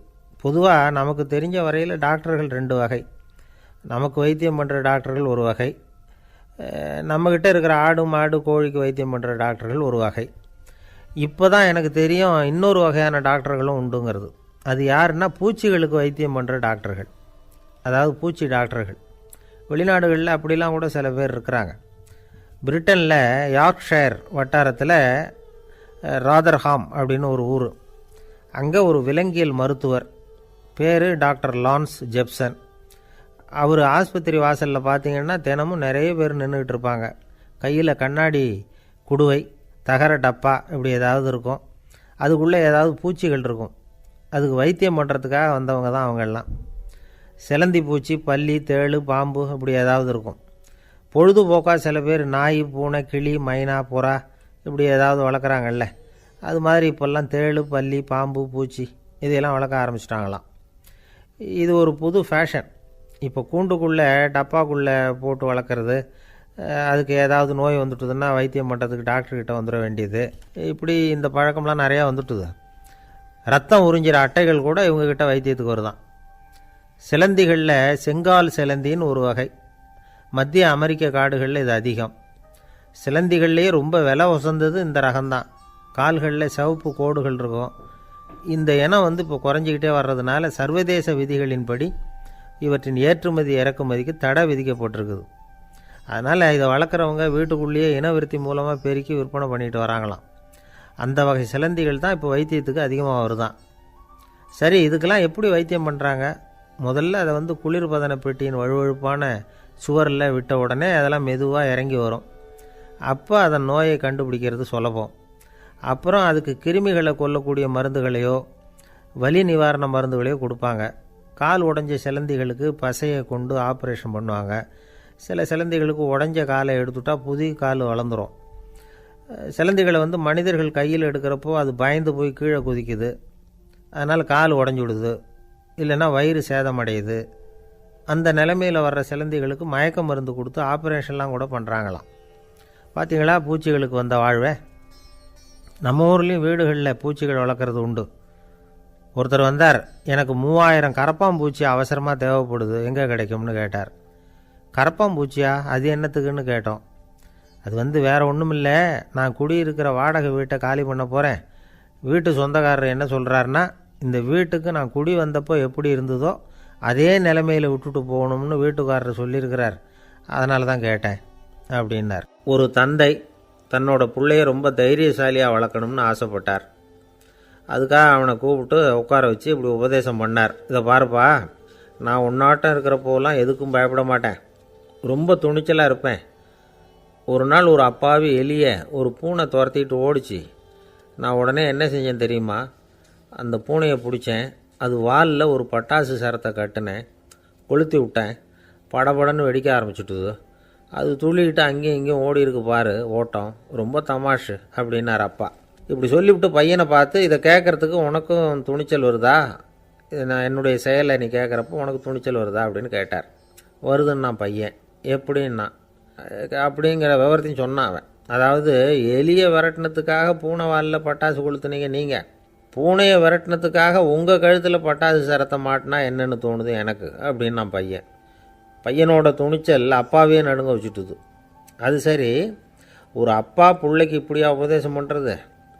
எல்லாருக்கிட்டையும் அன்பாக பழகிறது எப்படி அப்படின்னு சொல்லி கொடுக்கணும். பிஞ்சு உள்ளங்களில் நஞ்சை தூவலாமா? ஒரு நாள் விநாயகர் ஒரு பூனையோடு விளையாடிக்கிட்டு இருந்தாராம். அப்படி ஆசையாக விளையாடிக்கிட்டு இருந்தப்போ அவரோட கை நகம் தவறுதெல்லாம் பூனையோட முகத்தில் பட்டுட்டு தான். அது ஒரு சின்ன கீரெல்லாம் உண்டாகி விட்டுது. அப்பா அவர் அதை ஒரு பெருசாக நினைக்கல. கொஞ்ச நேரத்துக்கு அப்புறம் விநாயகர் வீட்டுக்கு வந்தார். அவங்க அம்மா பார்வதி தேவியை பார்த்தார். பார்வதி தேவி கன்னத்தில் விரலால் கீறினது மாதிரி ஒரு அடையாளம் இருந்தது. விநாயகருக்கு அதிர்ச்சி, ஆச்சரியம். நம்ம அம்மா இந்த உலகத்துக்கே தாயார், அப்பேற்பட்ட அவங்க முகத்திலேயே கீறலை உண்டாக்கக்கூடியவங்க யாராக இருக்க முடியும் அப்படின்னு யோசனை பண்ணார். தாயே, உன்னுடைய கன்னத்தில் இந்த வடு எப்படிம்மா ஏற்பட்டதுன்னு கேட்டார். குழந்தாய், இது நீ செஞ்ச காரியம்தான்ப்பா, உன்னுடைய கை நகம் கீறினதுனால ஏற்பட்ட வடு தான் இது அப்படின்னாங்க அவங்க. விநாயகர் திடுக்கிட்டு போட்டார். எப்படிம்மா அது? நான் எந்த காலத்துலேயும் ஒன்று அப்படி கீறினதாக எனக்கு நினைவு இல்லையே அப்படின்னார்.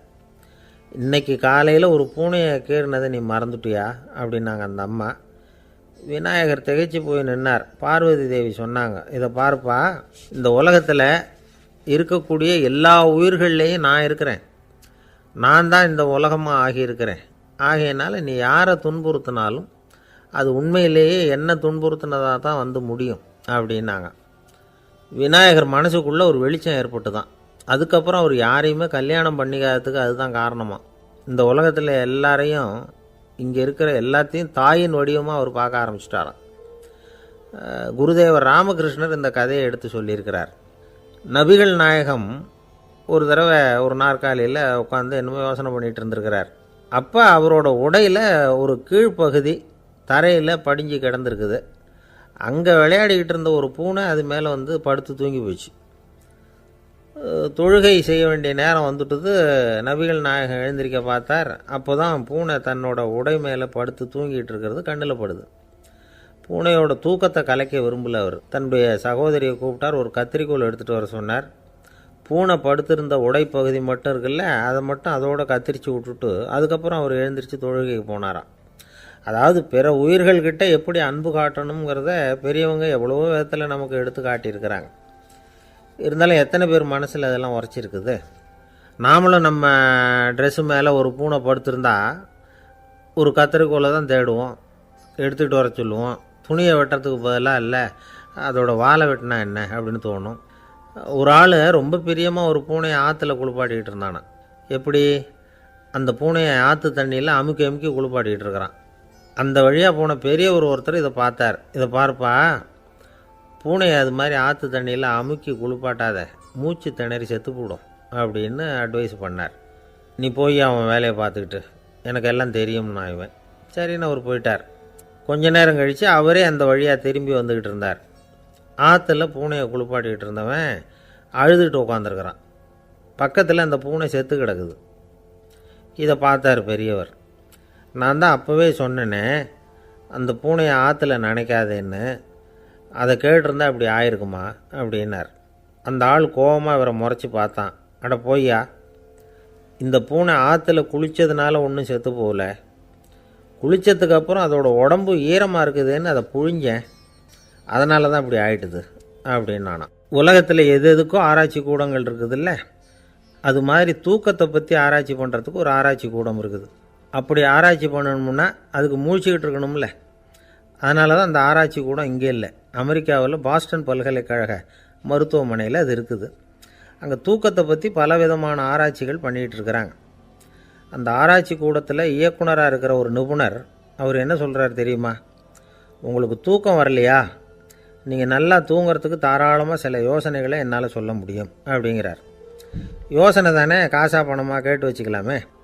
உணவு, மனநிலை, தூங்கும் இடத்தோட சூழ்நிலை, படுக்கைக்கு செல்கிறப்போ உள்ள பழக்க வழக்கங்கள், இது காரணமாக ஒருத்தருக்கு தூக்கம் வராமல் போகலாம். தூக்கம் வராததுக்கு இதுதான் காரணம்னா அதையெல்லாம் சுலபமாக கட்டுப்படுத்தலாங்கிறார் அவர். தூக்கத்தை வரவழைக்கக்கூடிய ஒரு நல்ல மருந்து உடற்பயிற்சி. ஆனால் ஒன்று, படுக்க போகிற நேரத்தில் இது மாதிரி உடற்பயிற்சிகள் எல்லாம் செய்யக்கூடாது. கொஞ்சம் முன்னாடி பகல்லையே இந்த பயிற்சிகளை செய்கிறது நல்லது. தூக்கம் வராமல் அவதிப்படுறவங்க பிற்பகல் நேரங்களில் காஃபி, டீ இது மாதிரி பானங்களை சாப்பிடக்கூடாது. மது அருந்துறது கூட தூக்கத்தை பாதிக்கும். வெது வெதுப்பான நீரில் குளிக்கிறது, தியானத்தில் ஈடுபடுறது, ஓய்வாக இருக்கிறது, படுக்கிறது, அதாவது படுக்கிறதுக்கு முன்னாடி ஒரு குவளை பால் சாப்பிட்றது, இதெல்லாம் தூக்கத்தை வரவழைக்கிறது ரொம்ப உதவியாக இருக்கும். இன்னொரு விஷயம் என்னென்னா, தூங்கி ஆகணுமேங்கிற கவலை வேண்டியதில்லை. அப்படி நினச்சி கவலைப்படுறதை விட்டுடணும். தூக்கம் வரலையா, உடனே படுக்கையை விட்டு எழுந்திருக்க வேண்டியது. வெளியில் வாங்க, வேறு ஏதாவது வேலையில் ஈடுபடுங்க, கொஞ்சம் நேரம் உலாவுங்க, அல்லது ஏதாவது ஒரு புஸ்தகத்தை எடுத்து படிங்க. களைப்பு ஏற்பட்டால் மறுபடியும் படுக்கைக்கு போங்க, தூக்கம் தானே வந்துடும். ஒரு விஷயத்தை மட்டும் நல்லா ஞாபகத்தில் வச்சுக்கணும். படுக்கைக்கு போகிறப்போ உங்கள் மற்ற எல்லா பிரச்சனைகளையும் மறந்துடணும். அது எப்படி சார் முடியும்? அந்த நேரம் தானே எல்லா பிரச்சனையும் வரிசையாக ஞாபகத்துக்கு வருது அப்படின்னு நாம் நினைக்கலாம். ஆனால் பழக்கத்தில் அதை நாம் மாற்றிக்க முடியும். கொஞ்சம் முயற்சி பண்ணணும், அவ்வளோதான். இது எல்லாமே ஆராய்ச்சி பண்ணி பார்த்துட்டு அந்த நிபுணர் சொல்கிற கருத்து தான். இன்னொரு விஷயமும் அவர் சொல்கிறார். அது என்னென்னா, உடல் கோளாறு காரணமாக தூக்கம் வராமல் அவதிப்படுறவங்களுக்கெல்லாம் இந்த யோசனைகள் சரியாக வராது அப்படிங்கிறார். அதுக்கெல்லாம் மருத்துவ சிகிச்சை கொடுத்து தான் சரி பண்ணணும். சில பேருக்கு நடு ராத்திரியில் மூச்சு திணறல் ஏற்பட்டு தூக்கம் வராமல் போயிடும். ஊரெல்லாம் தூங்குறப்போ தான் மட்டும் தூங்காமல் மூழ்கிட்டு இருக்கிறது, ஊரெல்லாம் மூழ்கிட்டு இருக்கிறப்போ தான் மட்டும் தூங்குறது, இது மாதிரி கோளாறுகளால் சில பேர் பாதிக்கப்படலாம். கால் தசை முறுக்கிக்கிறதுனால சில பேருக்கு அடிக்கடி விழிப்பு வரலாம். மன அழற்சி காரணமாக சில பேருக்கு தூக்கம் வராது. இது மாதிரி கோளாறுகளுக்கெல்லாம் அதுக்கு தகுந்த மாதிரி சிகிச்சை கொடுத்து தான் சரி பண்ண வேண்டியிருக்கும். எந்த கோளாறும் இல்லாமல் தூக்கம் வரலைன்னா ஆரம்பத்தில் சொன்ன முறைகளை கடைப்பிடிச்சி பார்க்கலாம். தூக்கம் வந்ததுன்னா யோசனை சொன்ன அந்த நிபுணருக்கு நன்றி சொல்லலாம். ஒருத்தர், ஏன் சார் பஸ்ஸில் தூங்குறது கெட்ட பழக்கமானு கேட்டார். இல்லையே, நான் கூட பஸ்ஸில் போகிறப்ப தூங்கிட்டு தானே போவேன் அப்படின்னார் இன்னொருத்தர். அப்புறம் ஏன் என்ன டிரைவர் வேலை வேணாம்னு வீட்டுக்கு அனுப்பி வச்சுட்டாங்க அப்படின்னாராம் அவர். ஒருத்தரை பார்த்து உன்னுடைய நண்பர்கள் யார் அப்படின்னு ஒரு கேள்வி கேட்டு பாருங்கள். கொஞ்சம் யோசித்து பதில் சொல்லுவாங்க. அவங்கக்கிட்டேயே உன்னுடைய எதிரிகள் யார் அப்படின்னு கேளுங்க, கடகடன்னு ஒப்பிச்சிருவாங்க. நம்ம மனசு இருக்க அது எப்படின்னா, நம்ம நண்பர்களை விட எதிரிகளை அது நல்லா ஞாபகத்தில் வச்சுக்கும். இது ஒரு ஆச்சரியமான உண்மை. உங்களால் நண்பர்களை மறந்துட முடியும், ஆனால் எதிரிகளை மறந்துட முடியாது. இது ஒரு வேடிக்கையான நிலைமை தான். அழகான தருணங்களை நாம் ஏன் மறந்துடுறோம்? இது இயற்கை. ஏன்னா நம்ம மனசு மலர்களை கவனிக்கிறதில்ல, அதில் இருக்கிற முள்ளை தான் கவனிக்குது. தன்னை காயப்படுத்துகிற எதையும் அது உடனே கண்டுகொள்ளுது. ஒரு தெளிந்த சிந்தனையுடைய மனசு மிக அழகாக உள்ள எல்லாத்தையும் கவனிக்கும். அது நன்றியுடன் உணரக்கூடிய எல்லாத்தையும் பார்த்து குறிச்சிக்கும். இப்படிப்பட்டவங்க வாழ்க்கை இயல்பாகவே நல்லா அமையும். அது ரொம்ப அபூர்வம். மனசில் உள்ள ஒரு சிறிய அமைப்பை மாற்றுவதை பொறுத்து தான் இந்த விஷயம் அப்படிங்கிறார் ஓஷோ. ஒரு யூத கோவில் இருந்து தான், அது யூதர்களின் மடமாகவும் இருந்தது. அங்கே ஒரு தலைமை குரு, அவர் ரொம்ப கண்டிப்பானவர். அந்த கோவிலை ஒட்டி ஒரு தோட்டம். ஒரு நாள் காலையில் அந்த தோட்டத்தில் 2 இளம் யூதர்கள் நடந்து போய்கிட்டு இருக்கிறாங்க. காலையில் 1 மணி நேரம், மாலையில் 1 மணி நேரம் அவங்க அந்த தோட்டத்தில் நடக்கிறதுக்கு அனுமதி உண்டு. மற்ற நேரங்களில் அவங்க மத புத்தகங்களை படிக்கணும், பிற விதிமுறைகளை கடைபிடிக்கணும். அந்த 2 பேருமே தொடர்ந்து புகைப்பிடிக்கிற பழக்கம் உள்ளவங்க. ஆனால் கோவில் மடத்தில் இருக்கிறப்போ அவங்க புகைப்பிடிக்க முடியாது, அது கடுமையான குற்றம். சரி, நாம் தோட்டத்தில் இருக்கிறப்போவாவது புகைப்பிடிக்கலாமா அப்படின்னு ஒரு ஆசை அவங்க 2 பேருக்குமே. இருந்தாலும் பயம். இப்படி கேட்டால் மதகுரு என்ன சொல்லுவாரோ அல்லது என்ன செய்வாரோங்கிற பயம். இப்படியே கொஞ்ச நாள் ஆச்சு. ஒரு நாள் அந்த 2 பேரில் ஒருத்தன் ரொம்ப கலங்கி போய் அந்த கோவிலிருந்து வெளியில் வந்துக்கிட்டு இருந்தான். வந்தவன் நேராக தோட்டத்து பக்கம் போனான். அங்கே இன்னொருத்தன் ஆனந்தமாக புகை பிடிச்சிக்கிட்டு இருக்கிறான். அதை பார்த்து தான் இவனுக்கு அதிர்ச்சி. அட கடவுளே, என்ன இது, நீ கேட்காமலே ஆரம்பிச்சிட்டியா அப்படின்னா. இல்லை நான் கேட்டுவிட்டு தான் ஆரம்பிச்சிருக்கேன்னா அவன். அப்படியா, என்ன மனுஷன் இவர், நானும் தான் கேட்டேன், என்னை கண்ணாமுன்னான்னு திட்டிவிட்டார். இது என்ன கோவிலா இல்லை நரகமா? உனக்கு புகை பிடிக்கணும்னு ஆசையாக இருந்தால் நரகத்துக்கு போகணும்னு சொல்லிவிட்டார். அது சரி, உன்னை மட்டும் எப்படி அனுமதிச்சார் அப்படின்னு கேட்டான் இவன். அவன் சிரிச்சுக்கிட்டே, நீ எப்படி கேட்ட சொல்லு அப்படின்னா. நாம் இந்த தோட்டத்துக்கு வர அனுமதிக்கப்பட்டிருக்கிறதே ஜபத்துக்காகத்தானே, அதனால் நான் ஜபம் சொல்லும் பொழுது புகை பிடிக்கலாமா அப்படின்னு கேட்டேன். அதுக்கு தான் அவர் சத்தம் போட்டு என்னை அடிக்கவே வந்துட்டார் அப்படின்னா இவன். நீ ஒரு மாதிரியாக கேட்டிருக்க, நான் வேறு மாதிரியாக கேட்டிருக்கிறேன். ஜெபம் சொல்லும்போது புகை பிடிக்கலாமான்னு நீ கேட்டிருக்க. ஐயா, புகை பிடிக்கும் பொழுது ஜபிக்கலாமா அப்படின்னு நான் கேட்டேன். அதில் தப்பு ஒன்றும் இல்லை அப்படின்னு பதில் சொல்லிட்டார் அப்படின்னா. ஒரு சிறிய மாற்றம்தான் அது மிகப்பெரிய மாறுதலை ஏற்படுத்தி விட்டது. மனசு நல்ல விதமாக சிந்திக்க ஆரம்பிச்சுட்டுதுன்னா மகிழ்ச்சிக்கு பஞ்சம் இல்லை. ஒரு கஞ்சன் ஆற்றுல விழுந்துட்டான், வெள்ளத்தில் தத்தளிச்சிக்கிட்டு இருக்கிறான். கரையில் நின்ன ஒருத்தர், உன் கையை கொண்டா இப்படி பிடிச்சி இழுத்து கரையில் சேர்த்து விட்றேன்னார். எதையும் கொடுத்து பழக்கம் இல்லாத அவன் கையையும் கொடுக்க மாட்டேன்னுட்டான். இவர் பார்த்தார், உன் கையை கொடுன்னு சொல்கிறதுக்கு பதிலாக நான் என் கையை கொடுக்குறேன் பிடிச்சிக்கோ அப்படின்னார். அவன் கப்புன்னு பிடிச்சிக்கிட்டான், இழுத்து கரையில் போட்டார். ஒரு காலத்தில் பிரஷ்யா அப்படின்னு ஒரு தேசம் இருந்தது. இப்போ ஜெர்மனி இருக்குல்ல, இதோட பெரும்பகுதி ஒரு காலத்தில் பிரஷ்யாங்கிற பேரில் இருந்தது. அப்போ அதுக்கு அரசராக இருந்தவர் மகா ஃப்ரெடரிக், அதாவது ஃப்ரெடரிக் தி கிரேட் அப்படின்னு சொல்லுவாங்க. அந்த ராஜாவுக்கு ஒரு சந்தேகம். நாம் பல வகையான வரிகளை விதித்து வசூல் பண்ணுறோம், அப்படி பண்ணி வருமானம் குறைஞ்சிக்கிட்டே போகுதே, இதுக்கு என்ன காரணமாக இருக்கும்? இதுதான் அவருக்கு ஏற்பட்ட சந்தேகம். ஒரு சமயம் அந்த அரசர் தம்முடைய அமைச்சர்களையும் பிரபுக்களையும் தளபதிகளையும் கூப்பிட்டு ஒரு விருந்து வச்சார். விருந்து முடிஞ்சதும் அவங்கள பார்த்து இந்த சந்தேகத்தை கேட்டார். வரிகள் அதிகமாக விதித்து வருமானம் குறையறதுக்கு என்ன காரணம் அப்படின்னு கேட்டார். பல பேருக்கு இதுக்கு சரியாக பதில் சொல்ல தெரியல. அனுபவசாலியான ஒரு தளபதி எழுந்திருச்சார். அரசே, அது எப்படிங்கிறத இப்போ உங்களுக்கு காட்டுறேன்னார். உடனே ஒரு பெரிய பனிக்கட்டி ஒன்றை தன்னுடைய கையில் எடுத்தார். அதை அப்படியும் எப்படியும் திருப்பி பார்த்தார். அப்புறம் அடுத்தவர்கிட்ட கொடுத்தார். அவரும் அதை அப்படியும் இப்படியும் திருப்பி பார்த்துட்டு அடுத்தபடியாக இருந்தவர்கிட்ட கொடுத்தார். இப்படியே இதை ஒவ்வொருத்தராக பார்த்துட்டு ஒவ்வொரு கையாக மாறி கடைசியில் மன்னர் கைக்கு போய் சேர்ந்தது. மன்னர் கைக்கு அந்த பனிக்கட்டி போய் சேர்ந்தப்போ அது கொஞ்சம் கொஞ்சமாக உருகி ஒரு பட்டாணி கடலை சைஸுக்கு ஆகிட்டுது. மன்னர் யோசனை பண்ணார், வரி அதிகமாக போட்டாலும் வந்து சேர்றது குறைவாக இருக்கிறதுக்கு என்ன காரணம் அப்படிங்கிறது அவருக்கு புரிஞ்சு போச்சு. காலம்தான் மாறிக்கிட்டு இருக்கே தவிர இந்த கையூட்டு வாங்குகிற பழக்கம் மாறினதாக தெரியல. இன்னொரு ராஜா இருந்தார். அவர் தன்னுடைய ராஜாங்கத்தில் லஞ்ச ஊழலே சுத்தமாக இருக்கக்கூடாது அப்படின்னு நினச்சார். அவர்கிட்ட பல்வேறு துறைகளுக்கும் பொறுப்பாக இருந்த பல பேரும் ரொம்ப சுத்தமாகவும் நேர்மையாகவும் இருந்தாங்க. ஒரே ஒருத்தர் மட்டும் எல்லார்கிட்டையும் லஞ்சம் வாங்கிட்டே இருந்தார். அவரை வேறு துறைகளுக்கு மாற்றி பார்த்தாரு. அந்த ராஜா என்னென்னமோ பண்ணி பார்க்குறாரு. எந்த வேலையை கொடுத்தாலும் அதுலேயும் லஞ்சம் வாங்கிறதுக்கு ஒரு வழியை உண்டு பண்ணிக்குவார் அந்த ஆள். ராஜாவுக்கு இது ஒரு பெரிய தலைவலியாக போட்டுது. இவர் என்ன பண்ணுறது, இவருக்கு என்ன வேலையை கொடுக்கறது, கொஞ்சம் கூட லஞ்சம் வாங்கிறதுக்கு சான்ஸே இல்லாத ஒரு வேலையை கொடுக்கணும் அப்படின்னு திட்டம் போட்டார். ஒரு நாள் அவருக்கு அந்த உத்தரவும் போட்டுட்டார். அதாவது அவருக்கு என்ன வேலைன்னா, கடற்கரையில் தான் அவருக்கு ஆஃபீஸ். அங்கேயே இருந்துக்க வேண்டியது.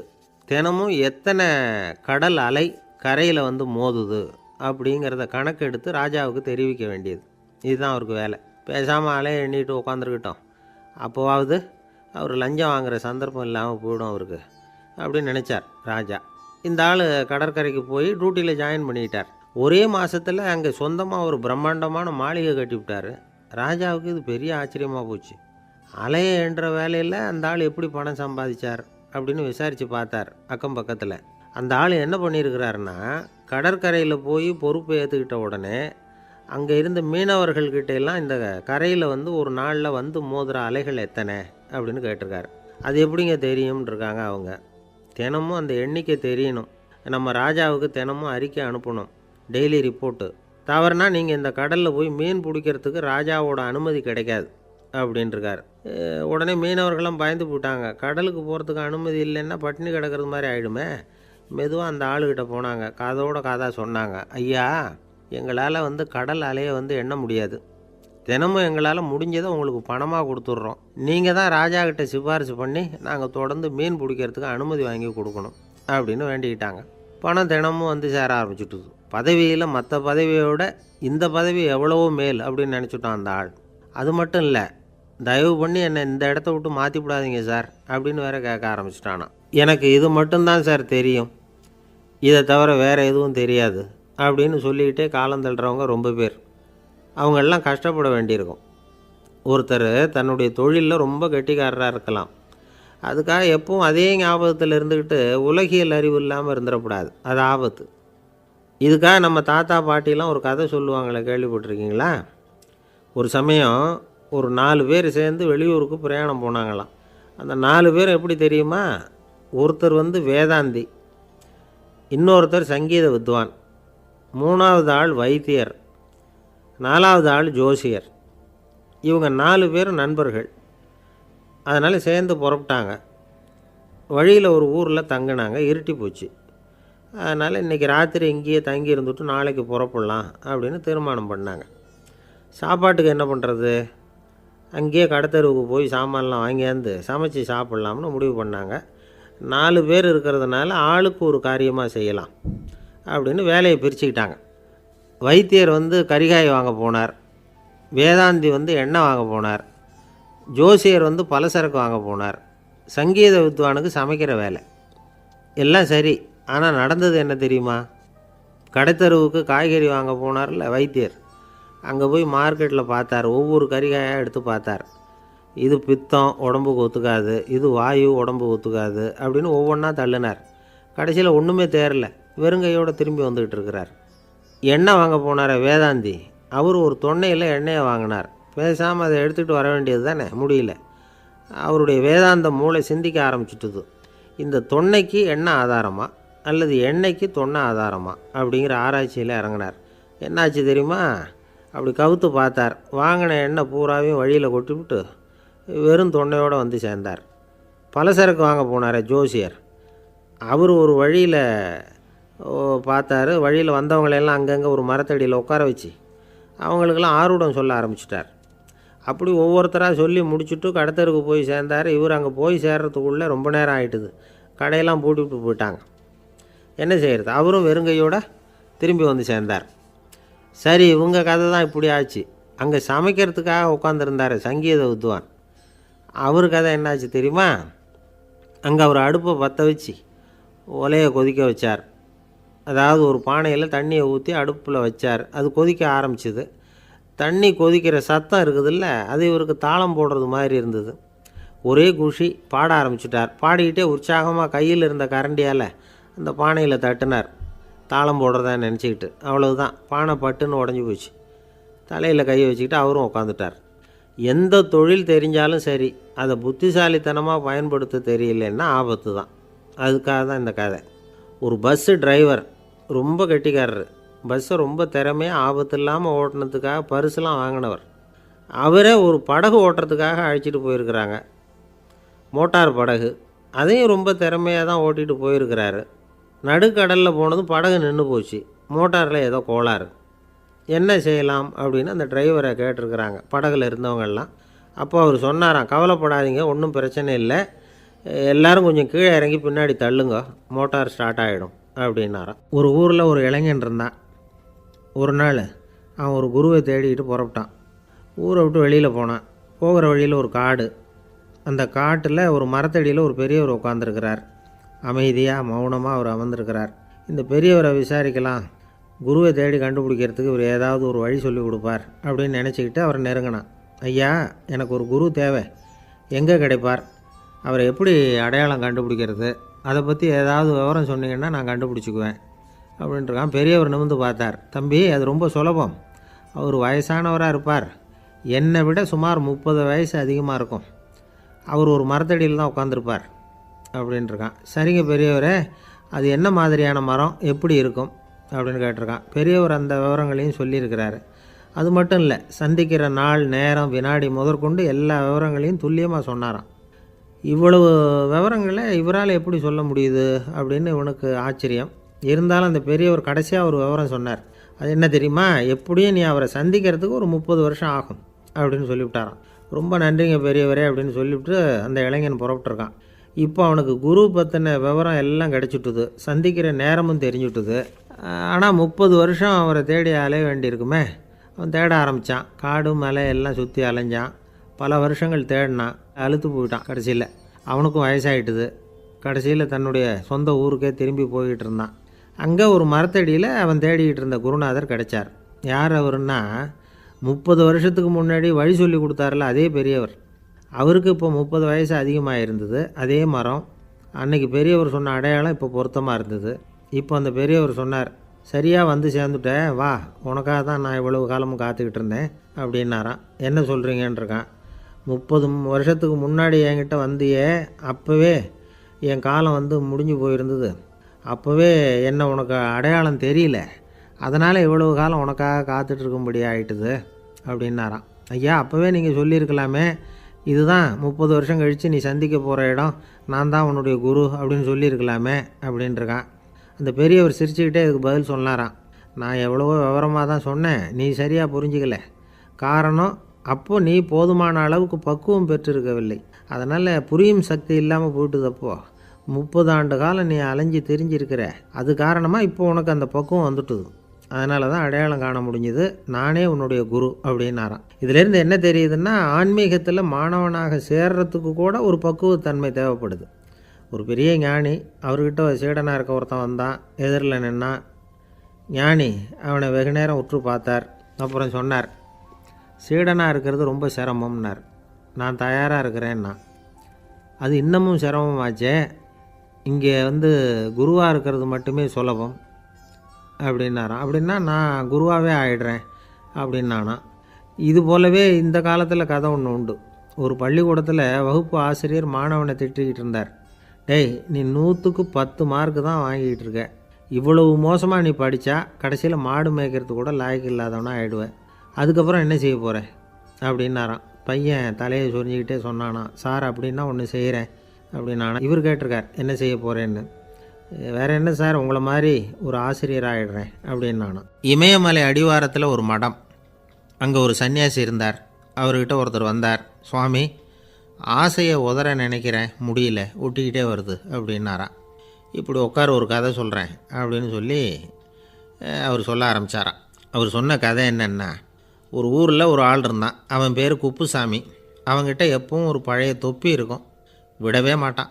அதனால் அவனை எல்லோரும் தொப்பி சாமி அப்படின்னு தான் கூப்பிடுறது வழக்கம். ஒரு புது தொப்பி வாங்கிக்கப்படாதாப்பா அப்படின்னு நண்பர்கள்லாம் சொல்லி பார்த்தாங்க. பணத்துக்கு எங்கே போவேன் அப்படின்னு விட்டானா. பணம் வச்சுருக்கான், செலவு பண்ண மனசு வரல. மகா கஞ்சன். பழைய பாட்டில்கள்லாம் வாங்கி விற்றுக்கிட்டு இருந்தான். அப்படி ஒரு தடவை பழைய கண்ணாடி சாமான்களை ஏலத்தில் எடுத்தப்போ அதில் ஒரு அருமையான சென்ட்டு பாட்டில் கிடச்சிது. உடனே ஒரு ஐடியா பண்ணான். அந்த சென்ட்டை சின்ன சின்ன பாட்டில்களில் அடைச்சி ஜன்னல் ஓரமாக அடுக்கி வச்சுட்டான்.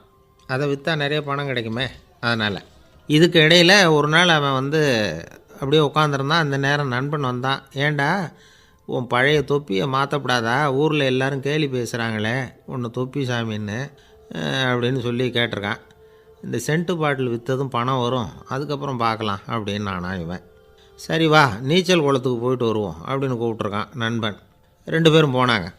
அதே நேரம் அந்த ஊர் நீதிபதியும் அங்கே குளிக்க வந்தாராம். அவர்கிட்ட இருந்தது விலை வசந்த ஒரு புது தொப்பி. அதை அங்கே இருந்த ஸ்டாண்டில் மாட்டிவிட்டு குளிக்க போனார். இதுக்கிடையில் குப்புசாமி குளிச்சுட்டு வந்தான். அவனுடைய பழைய தொப்பியை காணலை. அந்த புது தொப்பியை பார்த்தா இது நண்பனுடைய வேலை தான் அப்படிங்கிறதாக புரிஞ்சுக்கிட்டு அதை எடுத்து மாட்டிகிட்டு வந்துட்டான். நீதிபதி குளிச்சுட்டு வந்து பார்க்குறாரு, தொப்பியை காணும். போலீஸில் புகார் கொடுத்தார். அவங்க தேடினாங்க. ஒரு மூலையில் பழைய தொப்பி கிடச்சிது. அடடா இது நம்ம குப்புசாமியோட தொப்பி இல்லையா அப்படின்னு நானா ஒருத்தன். உடனே அவன் வீட்டுக்கு தேடிட்டு போயிருக்காங்க. அங்கே போய் பார்த்தா புது தொப்பி அங்கே இருக்குது. உடனே அவனுக்கு 1000 ரூபா அபராதம் போட்டாங்களாம். அவன் பணத்தை கட்டிவிட்டு ரொம்ப எரிச்சலோடு வீட்டுக்கு வந்தான். பழைய தொப்பி கண்ணில் பட்டுது. மறுபடியும் உன்னால் தானே எனக்கு 1000 ரூபா நஷ்டம் அப்படின்னு சொல்லி அதை எடுத்துக்கிட்டு அப்படி போயிருக்கான். அந்த ஊர் குளத்தில் வீசி எரிஞ்சிட்டு வந்துட்டான். அது மீன் பிடிக்கிற ஒருத்தன் கையில் சிக்கிச்சு. அவன் வர்ற வழியில் அதை எடுத்து வேகமாக வீசி எறிஞ்சான். அது நேராக குப்புசாமி வீட்டு ஜன்னல் வழியாக உள்ளே இந்த சென்ட்டு பாட்டில்கள் மேலே விழுந்து எல்லாம் உடஞ்சி நொறுங்கி போச்சு. குப்புசாமி பார்த்தான். தோட்டத்தில் ஆழமாக ஒரு குழியை வெட்டினான். அந்த தொப்பியை போட்டான், மூடிவிட்டான். இதை அடுத்த வீட்டுக்காரன் பார்த்தான். ஏதோ புதையல் தான் வச்சுருக்கான் போல இருக்குன்னு நினச்சான். போலீஸில் போய் புகார் கொடுத்துட்டான். மறுபடியும் போலீஸ் குழியை தோண்டினாங்க. பழைய தொப்பி மறுபடியும் வெளியில் வந்தது. எல்லோரும் சிரிக்கிறாங்க. அன்னைக்கு ராத்திரியே அந்த தொப்பியை எடுத்துக்கிட்டு நேராக புறப்பட்டான். ஒரு கல்லில் அதை சேர்த்து கட்டி குடிநீர் தொட்டி இருக்கும்ல அதில் போட்டுட்டு வந்துட்டான். இனிமேல் என்ன பண்ணும் பார்ப்போன்னு. ஒரு நாள் திடீர்னு குழாயெல்லாம் அடைப்பட்டு போச்சு. மாநகராட்சி அலுவலர்கள் என்னன்னு பார்த்தா அந்த பழைய தொப்பி குழாயை அடைச்சிக்கிட்டு இருக்குது. இது குப்புசாமியோட தொப்பிங்கிறது தான் எல்லாருக்கும் தெரியுமே. உடனே குடிநீரை பாழாக்கணத்துக்காக குப்புசாமிக்கு கோர்ட்டு 2500 ரூபா அபராதம் போட்டுவிட்டுது. அதையும் கட்டிவிட்டு வெளில வந்தான்.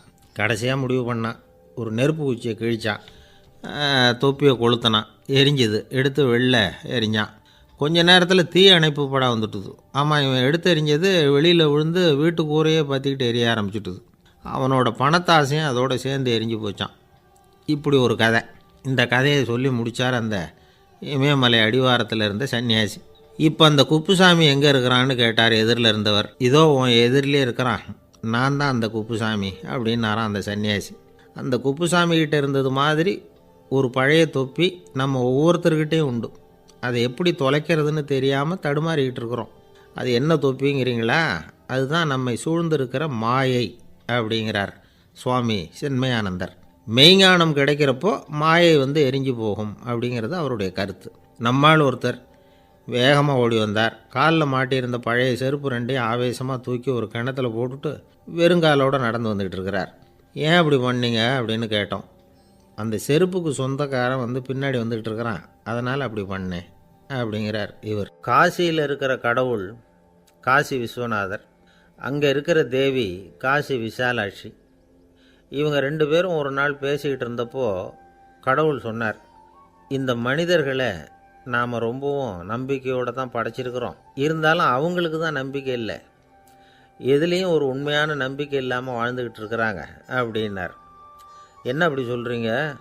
அதோ பாருங்கள், எவ்வளவு பேர் காசியை தேடிட்டு கங்கையில் குளிச்சுக்கிட்டு இருக்கிறாங்க. அவங்களெலாம் நம்பிக்கை இல்லைன்னா இவ்வளவு தூரம் தேடிட்டு இங்கே குளிப்பாங்களா அப்படின்னு நாங்கள் தேவி. சரி, அதை சோதித்து பார்க்கலாம் அப்படின்னு 2 பேரும் முடிவு பண்ணிக்கிட்டாங்க. உடனே ஒரு திட்டம் போட்டாங்க. அது எப்படின்னா, நாம் 2 பேருமே பக்தர்கள் மாதிரி உருவத்தை மாற்றிக்கிட்டு கங்கை கரைக்கு போக வேண்டியது. நான் கங்கையில் இறங்கி குளிக்கிறேன். கொஞ்ச நேரத்தில் சுழலில் மாட்டிக்கிட்டது மாதிரி நடிக்கிறேன். நீ உடனே கரையிலிருந்து சத்தம் போடும், என்னோடய வீட்டுக்காரரை யாராவது காப்பாற்றுங்களேன்னு சத்தம் போடும். அதோடு இன்னொன்று சொல்லு, யாராவது ஒரு புண்ணிய ஆத்மா அவர்கிட்ட போய் அவருடைய முடியை பிடிச்சி இழுக்கணும். அப்படி ஒரு சாபம் இருக்குது எங்களுக்கு. புண்ணிய ஆத்மா, அதாவது எந்த பாவமும் செய்யாத இல்லாத ஒருத்தர் தான் அவரை காப்பாற்ற முடியும். அப்படிப்பட்டவங்க யாராவது வெள்ளத்தில் குதித்து என்னுடைய கணவரை காப்பாற்றுங்கோ அப்படின்னு நீ சத்தம் போடு, கூச்சல் போடு, என்ன நடக்குதுன்னு பார்க்கலாம் அப்படின்னார் கடவுள். சரின்னு சொல்லி 2 பேருமா சாதாரண பக்தர்கள் மாதிரி கங்கை கரைக்கு வந்து சேர்ந்தாங்க. அவர் இறங்கி குளித்தார். திட்டம் போட்டது மாதிரியே சுழலில் மாட்டிக்கிட்டது மாதிரி கத்துனார். கரையில் இருந்த அந்த அம்மா, ஐயோ என் கணவரை காப்பாற்றுங்களேன், யாராவது காப்பாற்றுங்களேன்னு கத்துனாங்க. பல பேர் ஓடி வந்தாங்க. உடனே இவங்க, பாவம் இல்லாத புண்ணிய ஆத்மா ஒருத்தரால் தான் என்னுடைய கணவர் காப்பாற்றப்படணுங்கிறது விதி, அப்படி ஒரு சாபம் இருக்குது, அதனால் புண்ணிய ஆத்மா யாராவது அவர்கிட்ட போய் அவர் முடியை பிடிச்சி தூக்குனா அவரை காப்பாற்றி போடலாம் அப்படின்னாங்க. இவங்க இப்படி சொன்னதும் எல்லாரும் திகைச்சு போய் நின்றுட்டாங்க. ஒவ்வொருத்தருக்கும் அவங்க செஞ்ச பாவம்லாம் ஒவ்வொன்றா ஞாபகத்துக்கு வர ஆரம்பிச்சுட்டுது.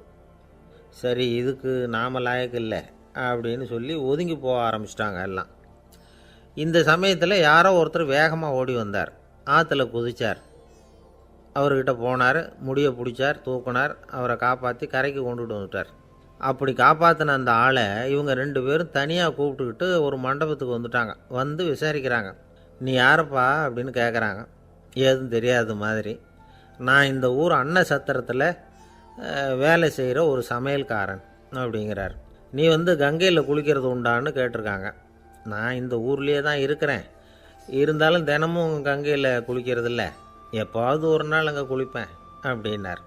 கங்கையில் மூழ்கி எழுந்திரிச்சா பாவம்லாம் தொலையும்னு சொல்கிறாங்க. அப்படி இருக்கிறப்போ அங்கே இன்றைக்கி கங்கையில் குளிச்சுக்கிட்டு இருக்கிறவங்கெல்லாம் தங்களை வந்து புண்ணிய ஆத்மாவா நினைக்கல. கங்கையில் குளிக்காத நீ உன்னை வந்து புண்ணிய ஆத்மாவா நினச்சி என்னை காப்பாற்ற வந்திருக்கிற, அது எப்படி அப்படின்னு கேட்டார். அதுக்கு அந்த ஆள் சொல்கிறான், கங்கையில் குதித்ததுக்கு அப்புறம் தானே உங்களை காப்பாற்ற போகிறோம். அப்படி குதிக்கும் பொழுது என்னுடைய பாவம்லாம் போயிருக்கும்ல, நான் புண்ணிய ஆத்மாவாக ஆயிருப்பேனே, அதனால தான் துணிஞ்சு வந்து உங்களை காப்பாற்றினேன் அப்படின்னா. கடவுளும் தேவியும் அவனுக்கு வந்து காட்சி கொடுத்தாங்களாம். இப்படி ஒரு கதை உண்டு. அதாவது கங்கையில் குளிச்சுக்கிட்டு இருக்கிறவங்களுக்கே தங்களுடைய பாவம் போகுங்கிற நம்பிக்கை பரிபூர்ணமாக இல்லை. குளிக்காத ஒருத்தனுக்கு அந்த நம்பிக்கை இருந்தது. அதனால் அவனால் கடவுளை பார்க்க முடிஞ்சது. கடவுளை வந்து நாமளும் பார்க்க முடியுமா முடியாதா அப்படிங்கிற குழப்பம்லாம் நமக்கு வேண்டியதில்லை. நம்பிக்கையோடு வாழணுங்கிற உண்மையை மட்டும் இந்த கதையிலேருந்து புரிஞ்சுக்கிட்டால் போதும். ஏன்னா இந்த கதையை கேட்டுட்டு ஒரு நண்பன் குதர்க்கமாக ஒரு கேள்வி கேட்டான். ஏன் சார், கங்கையில் குளித்தா பாவம் போயிடும்னு சொல்கிறீங்களே, நான் எனக்கு வேண்டாத ஒருத்தனை அழைச்சிட்டு போய் கங்கையிலேயே தள்ளி விட்டுட்டு அதுக்கப்புறம் அங்கேயே முழுக்க போட்டுட்டு நான் செஞ்ச பாவத்தை வந்து அதுலேயே கழுவி விட்டுட்டு மறுபடியும் உங்ககிட்ட வந்துடுறேன்னு வச்சுக்கோங்க, நீங்கள் என்னை வந்து புண்ணிய ஆத்மான்னு ஏற்றுக்குவீங்களா அப்படிங்கிறான். ஆள் கொஞ்சம் ஆசைந்தான், நம்மளே அங்கே அழைச்சிட்டு போனாலும் போயிடுவான். வாழ்க்கையில் சில சந்தர்ப்பங்களில் நாம் வந்து சில அவமானங்களை சந்தித்தே தீர வேண்டியிருக்கு. என்ன பண்ணுறது, காலம் அப்படி. அவமானப்படுறவங்க உடனே அடங்கி போயிடுறது தான் உலக வழக்கம். அவமானப்பட்டால் உடனே சீறி எழறவங்களும் உண்டு. ஆனால் அதையே ஒரு சவாலாக எடுத்துக்கிட்டு முன்னுக்கு வர்றவங்களும் சில பேர் இருக்கிறாங்க. அவங்க ரொம்ப அபூர்வம். இன்றைக்கி மனோதத்துவ நிபுணர்கள்லாம் என்ன சொல்கிறாங்க தெரியுமா? அவமானப்பட்டுட்டா உடனே அடங்கி போயிடக்கூடாதான், அதையே ஒரு சவாலாக எடுத்துக்கிட்டு மனசில் ஒரு வைராக்கியத்தோடு முயற்சி பண்ணினா வாழ்க்கையில் எல்லாரும் முன்னேறலாமா. அவமானங்கிறத நாம் வந்து வைராக்கியமாக மாற்றிக்கணும், அதுதான் வெற்றிக்கு வழி. ராமர் வந்து இந்த பூமியில் பிறந்ததே ஒரு வைராக்கியத்தினால தான் சார் அப்படின்னார் ஒருத்தர். எப்படிங்க அது அப்படின்னு கேட்டேன். அவர் சொன்னார், தசரதருக்கு ராமர் வந்து குழந்தையாக வந்து பிறக்கணும், அப்போ தான் இங்கே இருக்கிற கஷ்டங்கள்லாம் நீங்கும் அப்படின்னு சர்வ லோகமும் எதிர்பார்த்துக்கிட்டு இருக்குது. ஆனால் அவர் எப்போ வந்து பிறப்பார் அப்படின்னு யாருக்கும் தெரியல. அந்த காரியம் சீக்கிரம் நடக்கணுமே, அதுக்கு என்ன பண்ணுறது? நாரதர் வந்தார் ஒரு நாள் தசரதரை தேடி. தசரதா, உனக்கு ஒரு செய்தி தெரியுமான்னு ஆரம்பித்தார். அவர் எப்பவும் இப்படித்தானே ஆரம்பிக்கிறது வழக்கம். என்ன விஷயம்னு கேட்டார் தசரதர். தசரதா, நீ அடிக்கடி உன்னோட தேரில் ஏறிக்கிட்டு தேவலோகத்துக்கு போகிற, அங்கே போகிற வர்ற எல்லாம் பண்ணிகிட்ருக்க, எல்லாம் சரி. தேவலோகத்துலேயும் உன்னை நல்லபடியாக தான் வரவேற்கிறாங்க. தேவேந்திரன் உன்னை பிரியமாக அழைச்சிட்டு போய் தன்னுடைய அரியாசனத்திலேயே தனக்கு பக்கத்திலேயே உட்கார வைக்கிறான். நீயும் சந்தோஷமாக உட்காந்து பேசிவிட்டு வந்துடுற. ஆனால் நீ இங்கே வந்ததுக்கு அப்புறம் அங்கே என்ன நடக்குது தெரியுமா உனக்கு அப்படின்னாரான் நாரதர். என்ன நடக்குது எனக்கு ஒன்றும் தெரியலையே அப்படின்னாரான் தசரதர். நாரதர்கிட்ட வந்து கிட்டத்தில் வந்து கேட்டிருக்கார், கொஞ்சம் சொல்லுங்கள் என்னது அப்படின்னு. அவர் நெருங்கி வந்தாராம் நாரதரும். மெதுவாக அவர் காதோட காதாக சொன்னாராம். அதாவது நம்ம பாஷையில் சொல்லப்போனால் பற்ற வைக்கிறார். நீ அங்கே தேவேந்திரங்கிட்ட உட்காந்து பேசிவிட்டு வந்த பிறகு நீ அங்கே உட்காந்துருந்த அரியாசனத்தை தண்ணி ஊற்றி கழுவி சுத்தப்படுத்துகிறாங்க. நீ என்ன அந்த அளவுக்கு சுத்தம் இல்லாத ஆளா, தினம் குளிக்காமையாக இருக்கிற அப்படின்னாராம். தசரதருக்கு இது ரொம்ப அவமானமாக போயிட்டுது.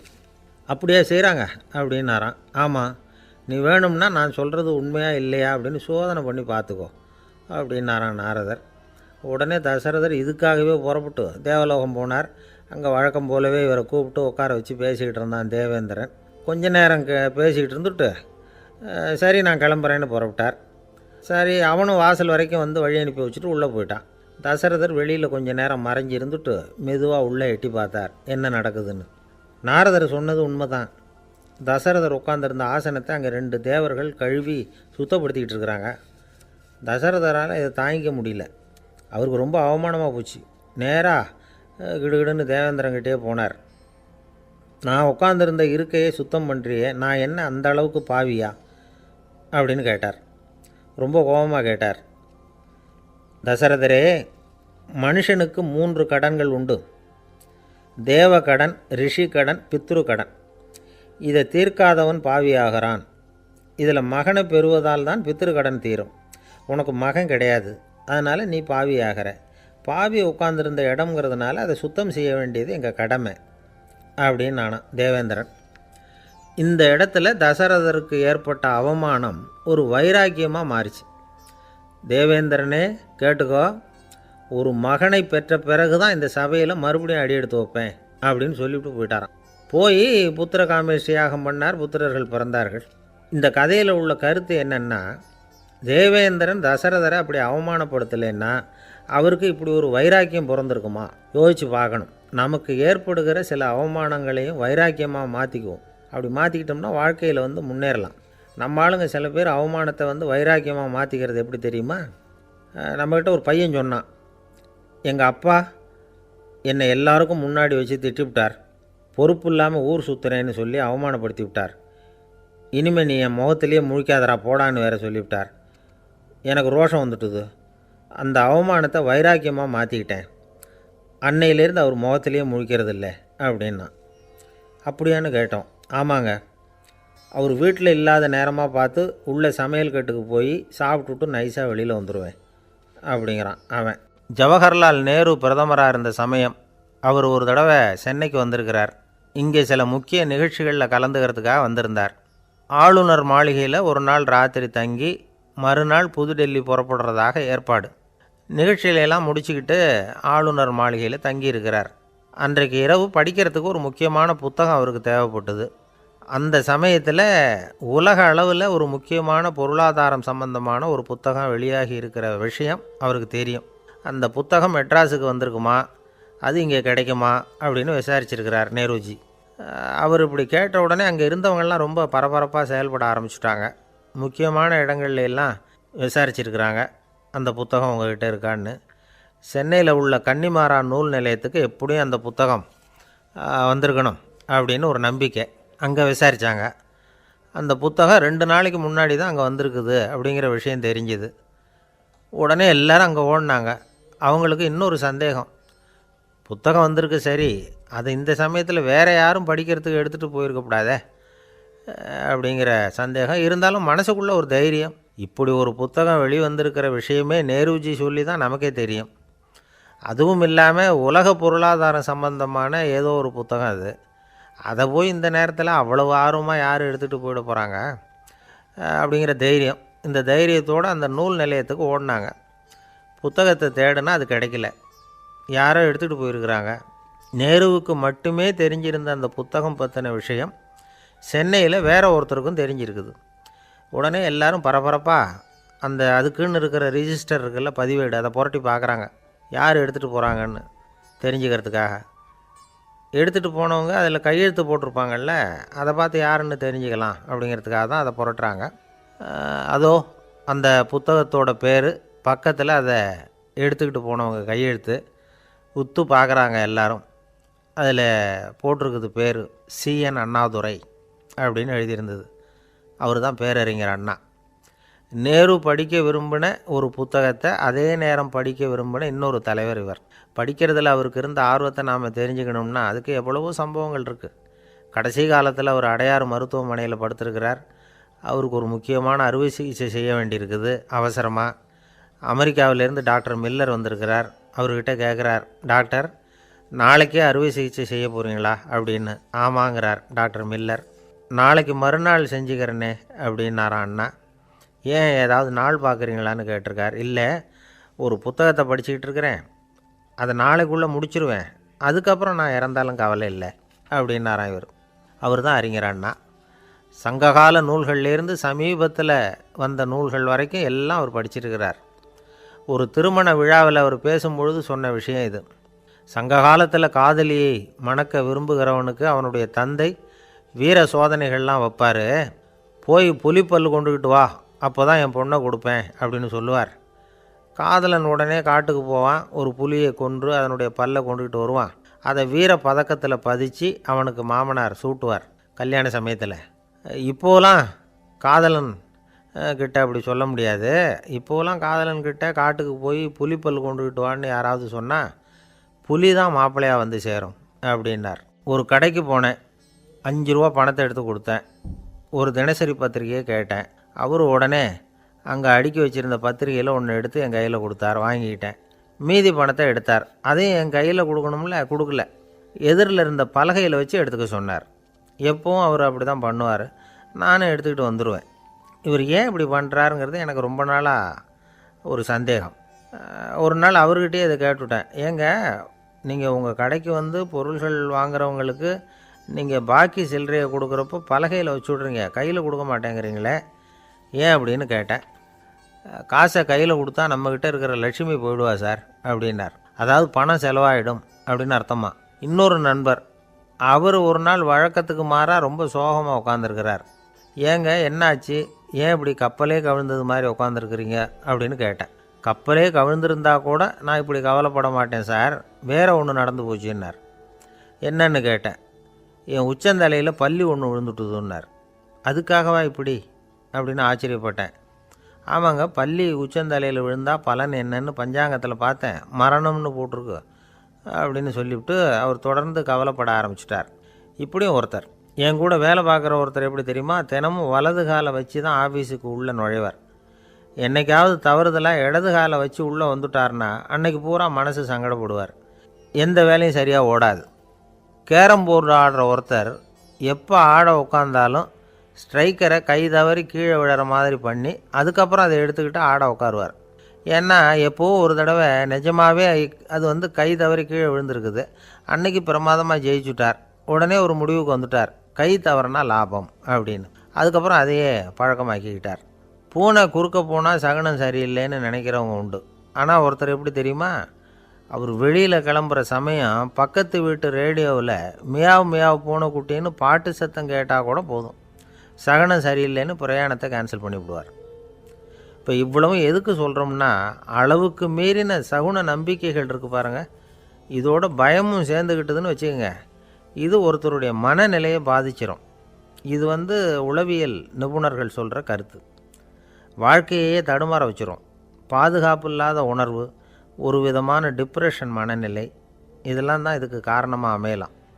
சில பேர் காய்கறி நறுக்க கத்தியை கையில் எடுத்தால் கூட நேரம் சரியாக இருக்கா அப்படின்னு பார்த்துட்டு தான் வேலையை ஆரம்பிக்கிறது வழக்கம். அறிவு தான் மனசுக்கு வாத்தியாராக இருக்கணும், அப்போ தான் வாழ்க்கை நிம்மதியாக இருக்கும். அறிவு மனசு சொல்கிறபடியெல்லாம் கேட்க ஆரம்பிச்சுட்டுதுன்னா இடைஞ்சல் தான். ஒருத்தருக்கு 7ஆம் நம்பர் தான் ராசியான நம்பரான். 7ஆம் தேதி தான் எந்த காரியத்தையும் ஆரம்பிப்பாராம். 7 எழுத்து வர்றது மாதிரி பேரை மாற்றி வச்சுக்கிட்டார். 7 மணிக்கு தான் தினமும் எழுந்திருப்பார். 7ஆம் நம்பர் வீட்டில் தான் குடியிருக்கார். கல்யாணம் கூட 7ஆம் தேதி தான் பண்ணிக்கிட்டார். அவர் ஒரு நாள் குதிரை பந்தயத்துக்கு போனாராம். குதிரையோட பேரையெல்லாம் பார்த்தார். ஒரு குதிரையோட பேர் 7 எழுத்தில் அமைஞ்சிருந்தது. 7 தானே இவருக்கு அதிர்ஷ்ட நம்பர். அதனால் உடனே அது பேரில் பணத்தை கட்டினார். பந்தயம் நடந்தது. என்ன சார் ஆச்சுன்னு கேட்டாங்க. நான் பணம் கட்டின அந்த என்னோடய குதிரை 7ஆவதாக வந்து சேர்ந்தது சார் அப்படின்னாராம் சோகமாக. ஒரு விவசாயி விதைக்கிறதுக்காக வயல்வெளி பக்கம் போகிறார். விதைகளை அள்ளி வீசினார். அப்போ என்ன ஆச்சுன்னா, சில விதைகள் வந்து பாதை ஓரத்தில் விழுந்தது, சில விதைகள் முள் செடிகள் மண்டி இருந்த புதருக்கு இடையில் விழுந்தது, சில விதைகள் நல்ல நிலத்தில் விழுந்தது. பாதை ஓரத்தில் விழுந்த விதை என்ன ஆச்சுன்னா, அதெல்லாம் பறவைகள் கண்ணில் போட்டுவிட்டுது. உடனே வந்து உட்காந்து கொத்தி தின்னுட்டு போட்டுது. அதிகமாக மண் இல்லாத பாறை பகுதியில் விழுந்த விதையெல்லாம் லேசாக வேர் விட்டு முளைக்க ஆரம்பிச்சிது. அதுக்கப்புறம் வேர் கீழேயும் ஆழமாக போக முடியல, மேலேயும் சூரிய வெப்பம் அதிகம் தாங்க முடியல, எல்லாம் காஞ்சி கருகி போட்டுது. புதர் பகுதியில் சில விதைகள் விழுந்தது இல்லையா, முள் செடிகள் காடாக மண்டி போயிருந்தது. அதனால் முளைச்சி வர்ற செடிக்கு நெருக்கடி அதிகமாக போட்டுது, சரியாக வளர முடியல, விளைச்சலும் சரியாக இல்லை. நல்ல நிலத்தில் விழுந்த விதைகள் மட்டும் நல்லா முளைச்சிது, நல்லா வளர்ந்தது, விளைச்சலும் பிரமாதமாக இருந்தது. இந்த கதையை சொல்லிவிட்டு கேட்க செவியுள்ளோர் கேட்கட்டும் அப்படிங்கிறார் இயேசு பெருமான். ஆமாம், இயேசு கடலில் நின்ற படகு ஒன்றில் உட்காந்துருக்கிறார். கடற்கரையில் ஏராளமான மக்கள் உட்காந்துருக்கிறாங்க. அந்த சமயத்தில் தான் இயேசு வந்து ஓமைகள் மூலமாக மக்களுக்கு பல உண்மைகளை சொல்லிகிட்டு இருக்கிறார். மக்கள் அந்த கதையை கேட்டுட்டு ஒன்றும் புரியாமல் முழிக்கிறாங்க. அதை கவனித்த இயேசு அந்த ஓமையை விளக்க ஆரம்பித்தார். இதில் அந்த விதைக்கிறவர் தான் இறைவன். அவருடைய வார்த்தைகளை விதைக்கிறார். அந்த வார்த்தைகளை கேட்கிற மக்கள் அந்த விழுந்த விதைகள் மாதிரி 4 வகையானவர்கள். சில பேர் பாதை ஓரத்தில் விழுந்த விதைகள் மாதிரி இறைவன் வார்த்தைகளை அவங்க கேட்குறாங்க. ஆனால் தீய எண்ணங்கள் செய்கைகள் மூலமாக விதைக்கப்பட்ட வார்த்தைகள் அழிஞ்சு போடுது. இறைவன் வார்த்தைகளை கேட்ட உடனே மகிழ்ந்து போய் உடனே சில பேர் அதை ஏற்றுக்கிறாங்க. இவங்கெல்லாம் அந்த பாறை பகுதியில் விழுந்த விதைகள் மாதிரி. அதனால் இவங்கெல்லாம் வேறு இல்லாதவங்க, கொஞ்ச காலத்துக்கு இறை வார்த்தைகளுக்கு கீழ்ப்படிந்து நடப்பாங்க. அதனால் ஏதாவது இடைஞ்சல் ஏற்பட்டால் உடனே தடுமாறுவாங்க. தங்கள்கிட்ட இருக்கிற நல்ல பண்புகளை விட்டுட்டு பாவ வழிகளுக்கு போயிடுவாங்க. முள் செடிகளுக்கு இடையில் விழுந்த விதைகள் மாதிரி உள்ளவங்க யாருன்னா, இவங்களுக்கு உலக கவலை உண்டு, செல்வத்தின் மீது மயக்கம் உடையவர்கள். உலக ஆசைகள் இவங்களுக்குள்ளே பூந்துடுறதுனால அங்கே இருக்கிற நல்ல பண்புகள் வந்து மறைஞ்சு போயிடுது. அதனால் அவங்களும் உபயோகம் இல்லாதவங்களாக ஆயிடுறாங்க. நல்ல மனிதர்கள் நல்ல நிலத்தில் விழுந்த விதைகளுக்கு ஒப்பானவர்கள். இவங்க வந்து இறை வார்த்தையை கேட்குறாங்க, அதை ஏற்றுக்கிறாங்க, அவங்களும் நல்லபடியாக வாழுறாங்க, அடுத்தவங்களுக்கும் உபயோகமாக இருப்பாங்க.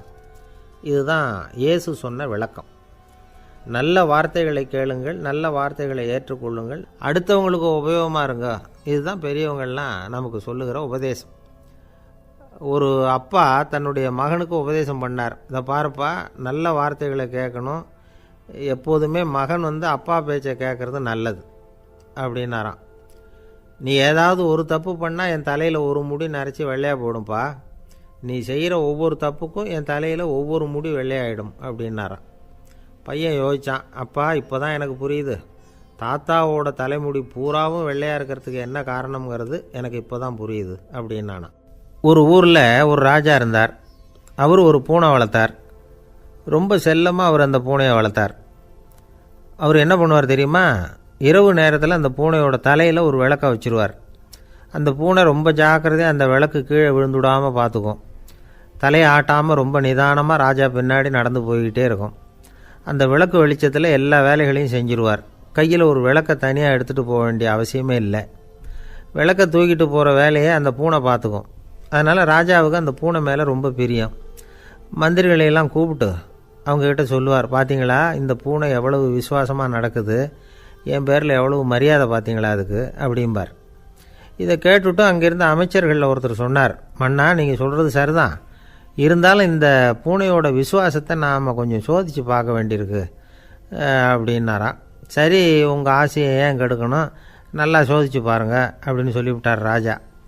உடனே அந்த அமைச்சர் என்ன பண்ணார் தெரியுமா, எங்கேயோ புறப்பட்டு போனார். ஒரு 5-6 எலிகளை பிடிச்சிக்கிட்டு வந்தார். அரண்மனையில் ராஜா ஏதோ வேலை பார்த்துக்கிட்டு இருக்கிறாரு. பக்கத்தில் அந்த பூனை ரொம்ப பணிவாக நின்றுக்கிட்டு இருக்குது. அது தலையில் விளக்கு எரிஞ்சிக்கிட்டு இருக்கு. அமைச்சர் தான் பிடிச்சிக்கிட்டு வந்த எலிகளை அந்த பூனை பார்வையில் படுறது மாதிரி எதிரில் விட்டார். அந்த எலிகள்லாம் அங்கேயும் இங்கேயும் ஓட ஆரம்பிச்சிது. அதை பார்த்தது பூனை, அவ்வளவுதான். தலையில் இருக்கிற விளக்கை பற்றியும் கவலைப்படலை, ராஜாவை பற்றியும் கவலைப்படலை. ஒரே பாய்ச்சலாக பாஞ்சு எலிகளை துரத்த ஆரம்பிச்சுட்டுது. தலையில் இருந்த விளக்கு எங்கேயோ போய் விழுந்தது, அணைஞ்சு போச்சு. இருட்டில் ராஜா தடுமாற ஆரம்பிச்சுட்டார். இந்த சமயத்தில் அந்த அமைச்சர் மறுபடியும் விளக்கை ஏற்றினார். வெளிச்சம் வந்தது. அதுக்கப்புறம் அந்த அமைச்சர் பேசினார். அரசே, பூனையோட விசுவாசத்தை பார்த்தீங்களா? எலி அது கண்ணில் படுற வரைக்கும் தான் விசுவாசமாக இருந்தது. அது மாதிரி எலியை பார்த்ததும் எல்லாத்தையும் விட்டுட்டு அதை துரத்த ஆரம்பிச்சுட்டு பார்த்தீங்களா? தான் அந்த பூனையை பற்றி நினச்சது தப்புங்கிறது அதுக்கப்புறம் தான் அந்த ராஜாவுக்கு புரிஞ்சுதான். சரி, இப்போ எதுக்கு இந்த கதையெல்லாம் அப்படிங்கிறீங்களா? இந்த பூனை மாதிரி தான் நம்ம மனசும். மனசை எவ்வளவு தான் பயிற்சி கொடுத்து பக்குவமாக வச்சுருந்தாலும் பார்க்குறதுக்கு பரமசாது மாதிரி தான் இருக்கும். பார்க்க வேண்டியதை பார்த்துட்டுதுன்னா பாஞ்சிரும். இந்த பூனை மாதிரி புலன் இன்ப பொருள்கள் கிட்டாத வரைக்கும் மனம் அடங்கி இருக்கிறது மாதிரி தான் தெரியும். கொஞ்சம் வாய்ப்பு கிடைச்சாலும் அது குதிக்க ஆரம்பிச்சிரும், தப்பு பண்ண ஆரம்பிச்சிரும். பெரிய பெரிய முனிவர்கள் வாழ்க்கையில் நடந்த வீழ்ச்சி இதை தான் நிரூபிக்குது. புலன்களின் ஆற்றல் அதிகம். அதனால் மனக்கட்டுப்பாடு பயிற்சிகளில் ரொம்ப எச்சரிக்கையாக இருக்கணுங்கிறார் சுவாமி சிவானந்தர். மது பழக்கத்தையே விட்டுவிட்டேன்னு உறுதியாக இருப்பான். கடை கண்ணில் பட்டுவிட்டுதுன்னா கால் அவனை கேட்காமலே இழுத்துக்கிட்டு உள்ளே போயிடும். இதுதான் மனசுங்கிறது. அதுதான் அந்த ராஜா வளர்த்த பூனை. நம்மால் ஒருத்தன் அந்த ராஜா பூனை தலையில் விளக்க வச்சது மாதிரி இவன் தன்னுடைய தலையிலேயே ஒரு விளக்கை ஏற்றி வச்சுக்கிட்டு என்னத்தையும் தேட ஆரம்பித்தான். தேடிக்கிட்டு இருக்கிறான். தலையை ஆட்டாமல் நிதானமாக நடந்து ரொம்ப நேரமாக தேடிகிட்டு இருக்கிறான். அந்த சமயம் அங்கே வந்த ஒருத்தர், என்னத்தை தேடுறீங்கன்னு கேட்டார். அதுதான் மறந்து போச்சு அப்படின்னு இழுத்தான். சரி, கொஞ்சம் இப்படி உட்காருங்க, ஞாபகம் வந்ததும் தேட ஆரம்பிக்கலாம் அப்படின்னார் அவர். இவன் கொஞ்ச நேரம் உட்காந்து யோசித்தான். அப்புறம் திடீர்னு எழுந்திரிச்சான். ஞாபகம் வந்துட்டுதுன்னா. என்னன்னு கேட்டார். எங்கள் வீட்டில் இருந்த விளக்கை எங்கே வச்சேன்னு தெரியல, அதை தான் தேடிக்கிட்டு இருக்கிறேன், ஏற்றி வைக்கலாம்னு பார்க்குறேன் அப்படின்னா. ஒரு ராஜா இருந்தார்.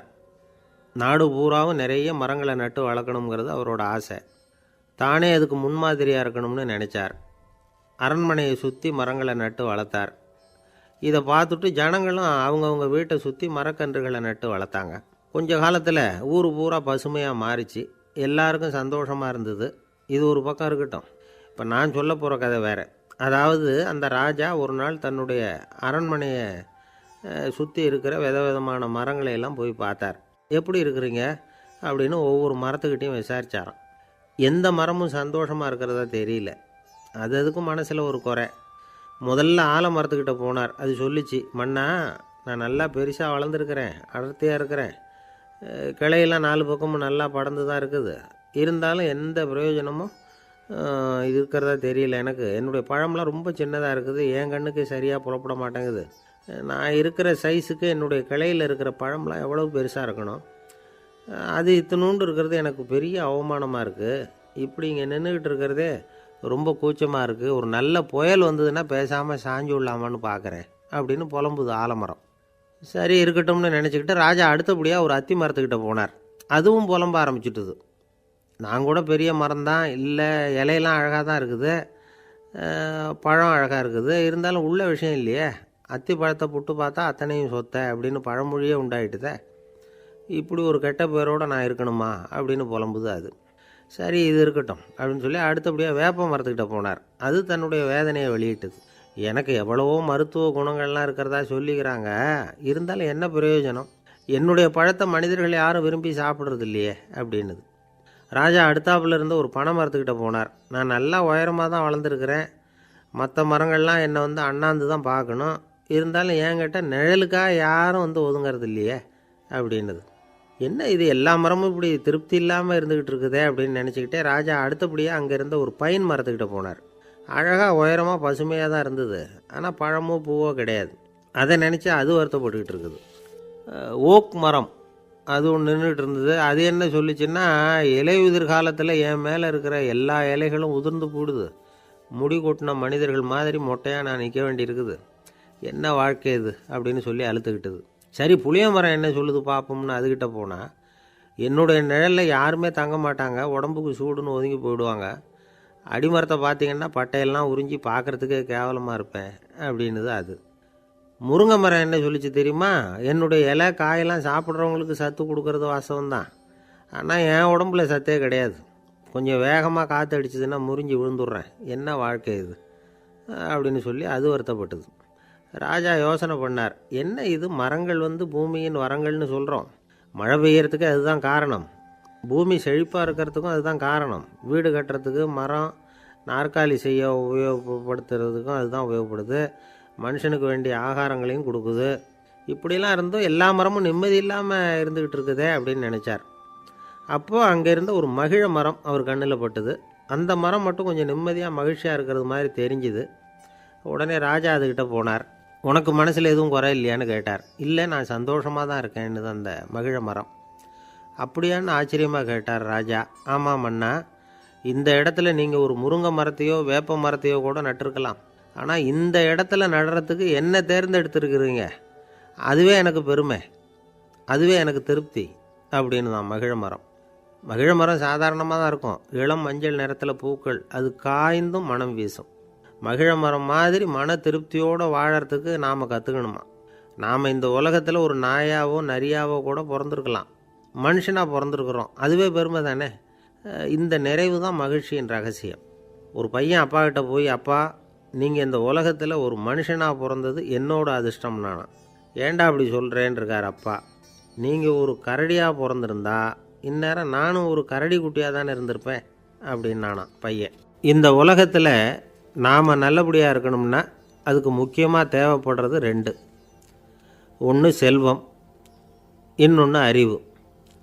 சரி, இது 2ல் சிறந்தது எது அப்படின்னு ஒரு கேள்வி கேட்டால் என்ன பதில் சொல்கிறது? இதே கேள்வியை ஹஸ்ரத் அலி அவர்கள்கிட்ட கேட்டாங்களாம். அவர் ஒரு பெரிய அறிஞர். கேள்வி கேட்டவங்களும் சாதாரண ஆட்கள் இல்லை, இவங்களும் அறிஞர்கள். ஒரு நாள் ஹஸ்ரத் அலி அவர்கள்கிட்ட 10 அறிஞர்கள் வந்தாங்களாம். ஐயா, நாங்கள் 10 பேரும் உங்ககிட்ட ஒரே கேள்வியை தான் கேட்க வந்திருக்கிறோம். ஆனால் எங்கள் 10 பேருக்கும் நீங்கள் தனித்தனியாக பதில் சொல்ல முடியுமா அப்படின்னு கேட்டிருக்காங்க. அதாவது அவங்க ஒரே கேள்விக்கு இவர்கிட்ட இருந்து 10 விதமான பதில் எதிர்பார்க்குறாங்க. சரி கேளுங்க, என்ன கேள்வி அப்படின்னார் அவர். அப்போ தான் அவங்க கேட்டாங்களாம், செல்வம், அறிவு, இது 2ல் சிறந்தது எது? இதுதான் கேள்வி. ஹஸ்ரத் அலி என்ன பண்ணார் தெரியுமா? அவங்கள ஒவ்வொருத்தராக கூப்பிட்டார். ஒவ்வொரு விதமான பதிலை சொல்லி அனுப்புனார். முதல்ல ஒருத்தரை கூப்பிட்டார். சொன்னார், அறிவுங்கிறது தீர்க்கதரிசிகள், ஞானிகள், மகான்கள் இவங்களோட பரம்பரை சொத்து. ஆனால் செல்வங்கிறது கொடுங்கோலரின் ஆயுதம். அதனால் அறிவு தான் சிறந்தது அப்படின்னார். 2வது ஆளை கூப்பிட்டார். உங்ககிட்ட செல்வம் இருந்தால் நீங்கள் தான் அதை காப்பாற்றணும். ஆனால் அறிவு உங்களை எப்பவும் காப்பாற்றும். ஆகவே அறிவு தான் சிறந்தது அப்படின்னார். 3வது ஆளை கூப்பிட்டார். செல்வந்தனுக்கு எப்போதும் விரோதிகள் அதிகம், ஆனால் அறிஞனுக்கு நண்பர்கள் அதிகம். அதனால் அறிவு தான் சிறந்ததுன்னார். அடுத்தவரை கூப்பிட்டார். செல்வம் அடுத்தவங்களுக்கு கொடுக்க கொடுக்க குறையும், ஆனால் கல்விங்கிறது அதிகரிச்சுக்கிட்டே வரும், கொடுக்கறதுனால குறையாது. அதனால் அறிவு தான் சிறந்ததுன்னார். இன்னொருத்தரை கூப்பிட்டார். அறிவுள்ளவன் எப்பவும் அதை அடுத்தவங்களுக்கு வாரி வழங்கிக்கிட்டே இருப்பான். அதனால் அவங்ககிட்ட தாராளத்தன்மை இருக்கும். ஆனால் செல்வந்தன்கிட்ட கஞ்சத்தனம் தான் இருக்கும். அதனால் அறிவு தான் சிறந்ததுன்னார். 6வது நபரை கூப்பிட்டார். செல்வத்தை கள்வர்கள் திருடிட்டு போக முடியும், ஆனால் அறிவை அப்படி திருடிட்டு போக முடியாது அப்படின்னார். 7வது நபரை கூப்பிட்டார். செல்வம் கால ஓட்டத்தில் அழிஞ்சிரும், ஆனால் அறிவை கால ஓட்டம் ஒன்றும் பண்ண முடியாது. ஆகவே அறிவே சிறந்ததுன்னார். 8வது ஆளை கூப்பிட்டு சொன்னார், செல்வத்துக்கு எப்பவும் எல்லை உண்டு, நிறை உண்டு, அளவு உண்டு, கணக்கு உண்டு. ஆனால் அறிவுக்கு அப்படிப்பட்ட எல்லை எதுவும் கிடையாது. அதனால் அதுதான் சிறந்ததுன்னார். அடுத்தவனை கூப்பிட்டார். செல்வம் உள்ளத்தில் உள்ள ஒளியை போக்கிவிடும், இருட்டை உண்டாக்கிவிடும், விரிந்த மனப்பான்மையை குறுகலாக்கிவிடும். ஆனால் அறிவு அப்படி இல்லை, இருண்ட உள்ளத்தில் ஒளியை பாய்ச்சி அதை விசாலப்படுத்துது. அதுதான் சிறந்ததுன்னார். கடைசியாக 10வது நபரை கூப்பிட்டார். செல்வம் மனசில் செருக்கை உண்டாக்குது, ஆணவத்தை ஏற்படுத்துது. அதனால் நானே கடவுள்னு நினைக்கிற அளவுக்கு மனுஷனை தாழ்த்தி விடுது. ஆனால் அறிவு பணிவையும் பண்பாட்டையும் வளர்க்குது. அதனால் அறிவு தான் சிறந்ததுன்னார். ஆக இப்படி 10 பேருக்கும் 10 விதமாக பதில் சொன்னது மூலமாக ஹஸ்ரத் அலி அவர்கள் அறிவு தான் செல்வத்தை விட சிறந்தது அப்படிங்கிறதுக்கு 10 காரணங்களை சுட்டி காட்டியிருக்கார். அந்த அறிஞர் 10 பேர் கேட்ட ஒரே கேள்விக்கு 10 பதில் சொன்னார். நமக்கு வேண்டிய ஒருத்தர் 10 பேர் கேட்ட கேள்விக்கு ஒரே பதில் சொல்லி சமாளித்தார். கேள்வி என்ன தெரியுமா? என்கிட்ட வாங்கின கடனை எப்போயா திருப்பி கொடுக்க போகிறேன்? இதுதான் அந்த 10 பேரும் கேட்ட ஒரே கேள்வி. இந்த மாதம் 26ஆம் தேதி தந்துடுறேன் அப்படிங்கிற ஒரே பதில் சொல்லி அவ்வளவு பேரையும் இவர் அனுப்பி வச்சுட்டாராம். எல்லாரும் போனதுக்கப்புறம் இவரை தனியாக கூப்பிட்டு கேட்டிருக்கிறாங்க. அது என்ன சார் கணக்கு 26ஆம் தேதி அன்னைக்கு என்ன அதிசயம் நடக்க போகுது அப்படின்னு கேட்டிருக்காங்க. அதிசயம் அன்னைக்கு இல்லை, அதுக்கு நாளே நடக்க போகுதுன்னாராம். விவரமாக சொல்லுங்கன்னு இருக்காங்க. வேறு ஒன்றும் இல்லைங்க, 26ஆம் தேதி தானே எல்லாரையும் வர சொல்லியிருக்கிறேன், அதுக்கு நாளே நான் புறப்பட்டு தலைமறைவாயிட போகிறேன் அப்படின்னாராம் ரொம்ப பெருமையாக. துருக்மேனியாவில் அஷ்காபாத் அப்படின்னு ஒரு நகரத்தில் ஒரு புவியியல் விஞ்ஞானி இருந்தார். அவர் ஒரு நாய்க்குட்டி வளர்த்தார். ஒரு நாள் முன்னிரவு நேரம் ஒரு மேஜைக்கு முன்னாடி உட்காந்து அந்த விஞ்ஞானி ஏதோ கணக்கு போட்டுக்கிட்டு இருக்கிறார். அவருக்கு ஒரு சின்ன பெண் குழந்தை, அது தொட்டிலில் தூங்கிட்டு இருக்குது. அந்த நாய்க்குட்டியும் ஒரு மூலையில் படுத்து அது பாட்டுக்கு தூங்கிட்டு இருந்தது. ஒரே அமைதி. அந்த நேரத்தில் திடீர்னு அந்த நாய்க்குட்டி துள்ளி எழுந்திரிச்சிது. நேராக குழந்தைகிட்ட ஓடிச்சு. அந்த குழந்தைய அது போட்டிருந்த ட்ரெஸ்ஸோடு சேர்த்து கவ்வி தூக்குச்சு. தூக்கிக்கிட்டு வாசல் பக்கம் ஓடிச்சு. நாய்க்குட்டி குழந்தைய கவ்வி தூக்க முடியுமாங்கிற சந்தேகம் உங்களுக்கு இல்லையா? நீங்கள் நம்மூர் நாய்க்குட்டியவே பார்த்து பழக்கப்பட்டிருக்கீங்க, அதனால் நம்புறதுக்கு சிரமமாக இருக்கும். அந்த ஊர்லெலாம் அது ரொம்ப ஸ்ட்ராங்காக இருக்கும், ஒரு ஏதோ கண்ணுக்குட்டி மாதிரி இருக்கும். விஞ்ஞானி அதை பார்த்துட்டார். உடனே அந்த நாய்க்கு வெறி பிடிச்சிட்டுதுன்னு முடிவு பண்ணிவிட்டு தன்னோட கை துப்பாக்கியை எடுத்துக்கிட்டு ஓடி வந்தார். அவர் வெளியில் நாய்க்குட்டி எங்கே அப்படின்னு பார்த்து தேடுறார். அந்த நேரத்தில் அந்த வீடு இடிஞ்சு விழுது. காரணம் பூமி அதிர்ச்சி. இப்படி பூமி அதிர்ச்சி உண்டாக போகுதுங்கிறது அந்த நாய்க்குட்டிக்கு முன்னாடியே தெரிஞ்சு போச்சு. அதுதான் குழந்தைய தூக்கிட்டு வெளியில் வந்திருக்குது. அது மூலமாக அந்த குடும்பத்தையே காப்பாற்றிருக்குது அந்த நாய்க்குட்டி. இந்த சம்பவம் நடக்கிறதுக்கு 3 நாளைக்கு முன்னாடியே சில பிராணிகளுக்கு இப்படி நடக்க போகுதுங்கிறது தெரிஞ்சிருக்குதான். ஆமாம், அந்த நகரத்தில் 3 நாளைக்கு முன்னாடியே பாம்பு, பல்லி இதெல்லாம் அது தங்கியிருந்த வலையை விட்டு வெளியில் ஓடி வந்துட்டுது. அதே மாதிரி அங்கே இருந்த புறாவெல்லாம் பறந்து போயிடுச்சான். இதே மாதிரி யுகோஸ்லோவியாவில் கூட ஒரு நகரம், அங்கே ஒரு நாள் ராத்திரி ஒரு மிருக காட்சி சாலையில் திடீர்னு ஒரு பெரிய கலவரம், கூச்சல், குழப்பம். அங்கே இருந்த கழுதை, புலி, யானை, பறவை எல்லாம் கண்ணாபின்னான்னு கத்த ஆரம்பிச்சுட்டுது. நேர் யானை அதுக்குன்னு போடப்பட்டிருந்த தடுப்பையே தாண்டி குதித்து வெளியில் வந்துட்டு தான். மறுநாள் தான் எல்லாருக்கும் விஷயம் புரிஞ்சுது. அடுத்த நாள் காலையில் அங்கே பூமி அதிர்ச்சி உண்டாயிட்டுது. இப்போ பாருங்கள், அதாவது மனுஷனை போய் தீர்க்கதரிசி அது இதுன்னு சொல்லிகிட்டு இருக்கிறோம். இவனை விட அது பரவாயில்லைன்னு தோணுது. அதாவது மிருகங்கள் ஒன்று நடக்க போகுதுங்கிறத முன்னாடியே புரிஞ்சுக்குதே. சரி, இதெல்லாம் எப்படி அது முன்கூட்டி புரிஞ்சுக்குது? அதுதான் படைப்பு ரகசியம். அதை கண்டுபிடிக்கிறதுக்கு தான் மனுஷன் ஆராய்ச்சி பண்ணிகிட்டு இருக்கிறான். விஞ்ஞானிகளோட ஆராய்ச்சியெல்லாம் ஒரு பக்கம் இருக்கட்டும், வீட்டுக்குள்ளேயே சில ஆராய்ச்சி பண்ணி பாருங்களேன். இப்போ சில யோசனை சொல்லி அதை சோதனை பண்ணி பாருங்க அப்படின்னு ஒருத்தர் சொன்னாராம். அதாவது இப்போ மழை வருமா வராதா அப்படின்னு தெரிஞ்சுக்கணுமா, உடனே ஒரு பூனைக்குட்டி பின்னாடியே மெதுவாக போய் அது என்ன செய்யுதுன்னு கவனித்து பார்க்கணும். பூனைக்குட்டி தன்னோட பாதத்தினால சுகத்தில் அப்படி கீறிக்கிட்டு இருக்கும். அப்படி கீறினா கண்டிப்பாக மழை வரும். சில சமயம் பூனைக்குட்டி அப்படியே மல்லாந்து படுத்துக்கிட்டு பாதத்தை உயர தூக்கும், அப்படியும் இப்படியும் புரளும். இப்படி செஞ்சதுன்னா அன்னைக்கும் மழை இருக்காது. அதனால் முன்னாடி இருந்தது மழை வர்றதுக்கு அறிகுறி, இது மழை இல்லைங்கிறதுக்கு அறிகுறி. பறவைகள், பிராணிகள் இதுகளோட நடவடிக்கைகளை பார்த்துட்டு அதையெல்லாம் அடிப்படையாக வச்சு தான் காலநிலையை கண்டுபிடிக்கிற கருவிகளை கண்டுபிடிச்சிருக்கிறாங்க. வாத்து இருக்குல்ல, சில சமயம் தன்னோட அழகை தன்னோட இறகுகளில் அப்படியே புதைச்சிக்கும். அப்படி செஞ்சால் குளிர்காலம் வரப்போகுதுன்னு அர்த்தம். பருவநிலை குளிராக மாறப்போகுதுங்கிறதுக்கு இதுதான் அறிகுறி. சிட்டுக்குருவி இருக்குதுல்ல, அதெல்லாம் புழுதியில் விழுந்து புரளும், சிறகுகளை படபடன்னு அடிச்சுக்கும். அப்படி செஞ்சால் மழை வரப்போகுதுன்னு அர்த்தம். ஒன்று மட்டும் நாம் நல்லா தெரிஞ்சுக்கணும், இயற்கையின் சீற்றம்னு சொல்கிறோம் இல்லையா, இயற்கை ஏன் நம்ம மேலே கோவப்படுது? இயற்கையை நாம் அனுசரித்து போகிறதில்ல, அதனால் கோவப்படுது. காடுகளை அழிக்கப்படாது, விலங்குகளை கொல்லக்கூடாது, இயற்கை ஏற்படுத்தி வச்சுருக்கிற சமநிலையை கெடுக்கக்கூடாது. அதை புரிஞ்சுக்கிட்டு வாழ்ந்தோம்னா பூமியும் நடுங்காது, நாமளும் நடுங்க வேண்டிய அவசியம் இருக்காது. ஒருத்தர் இருந்தார், சாராய கடைக்கு போனாராம், நிறைய சாப்பிட்டார். அப்புறம் சொன்னார், இது ரொம்ப அற்புதமான சரக்கு போல் இருக்குது,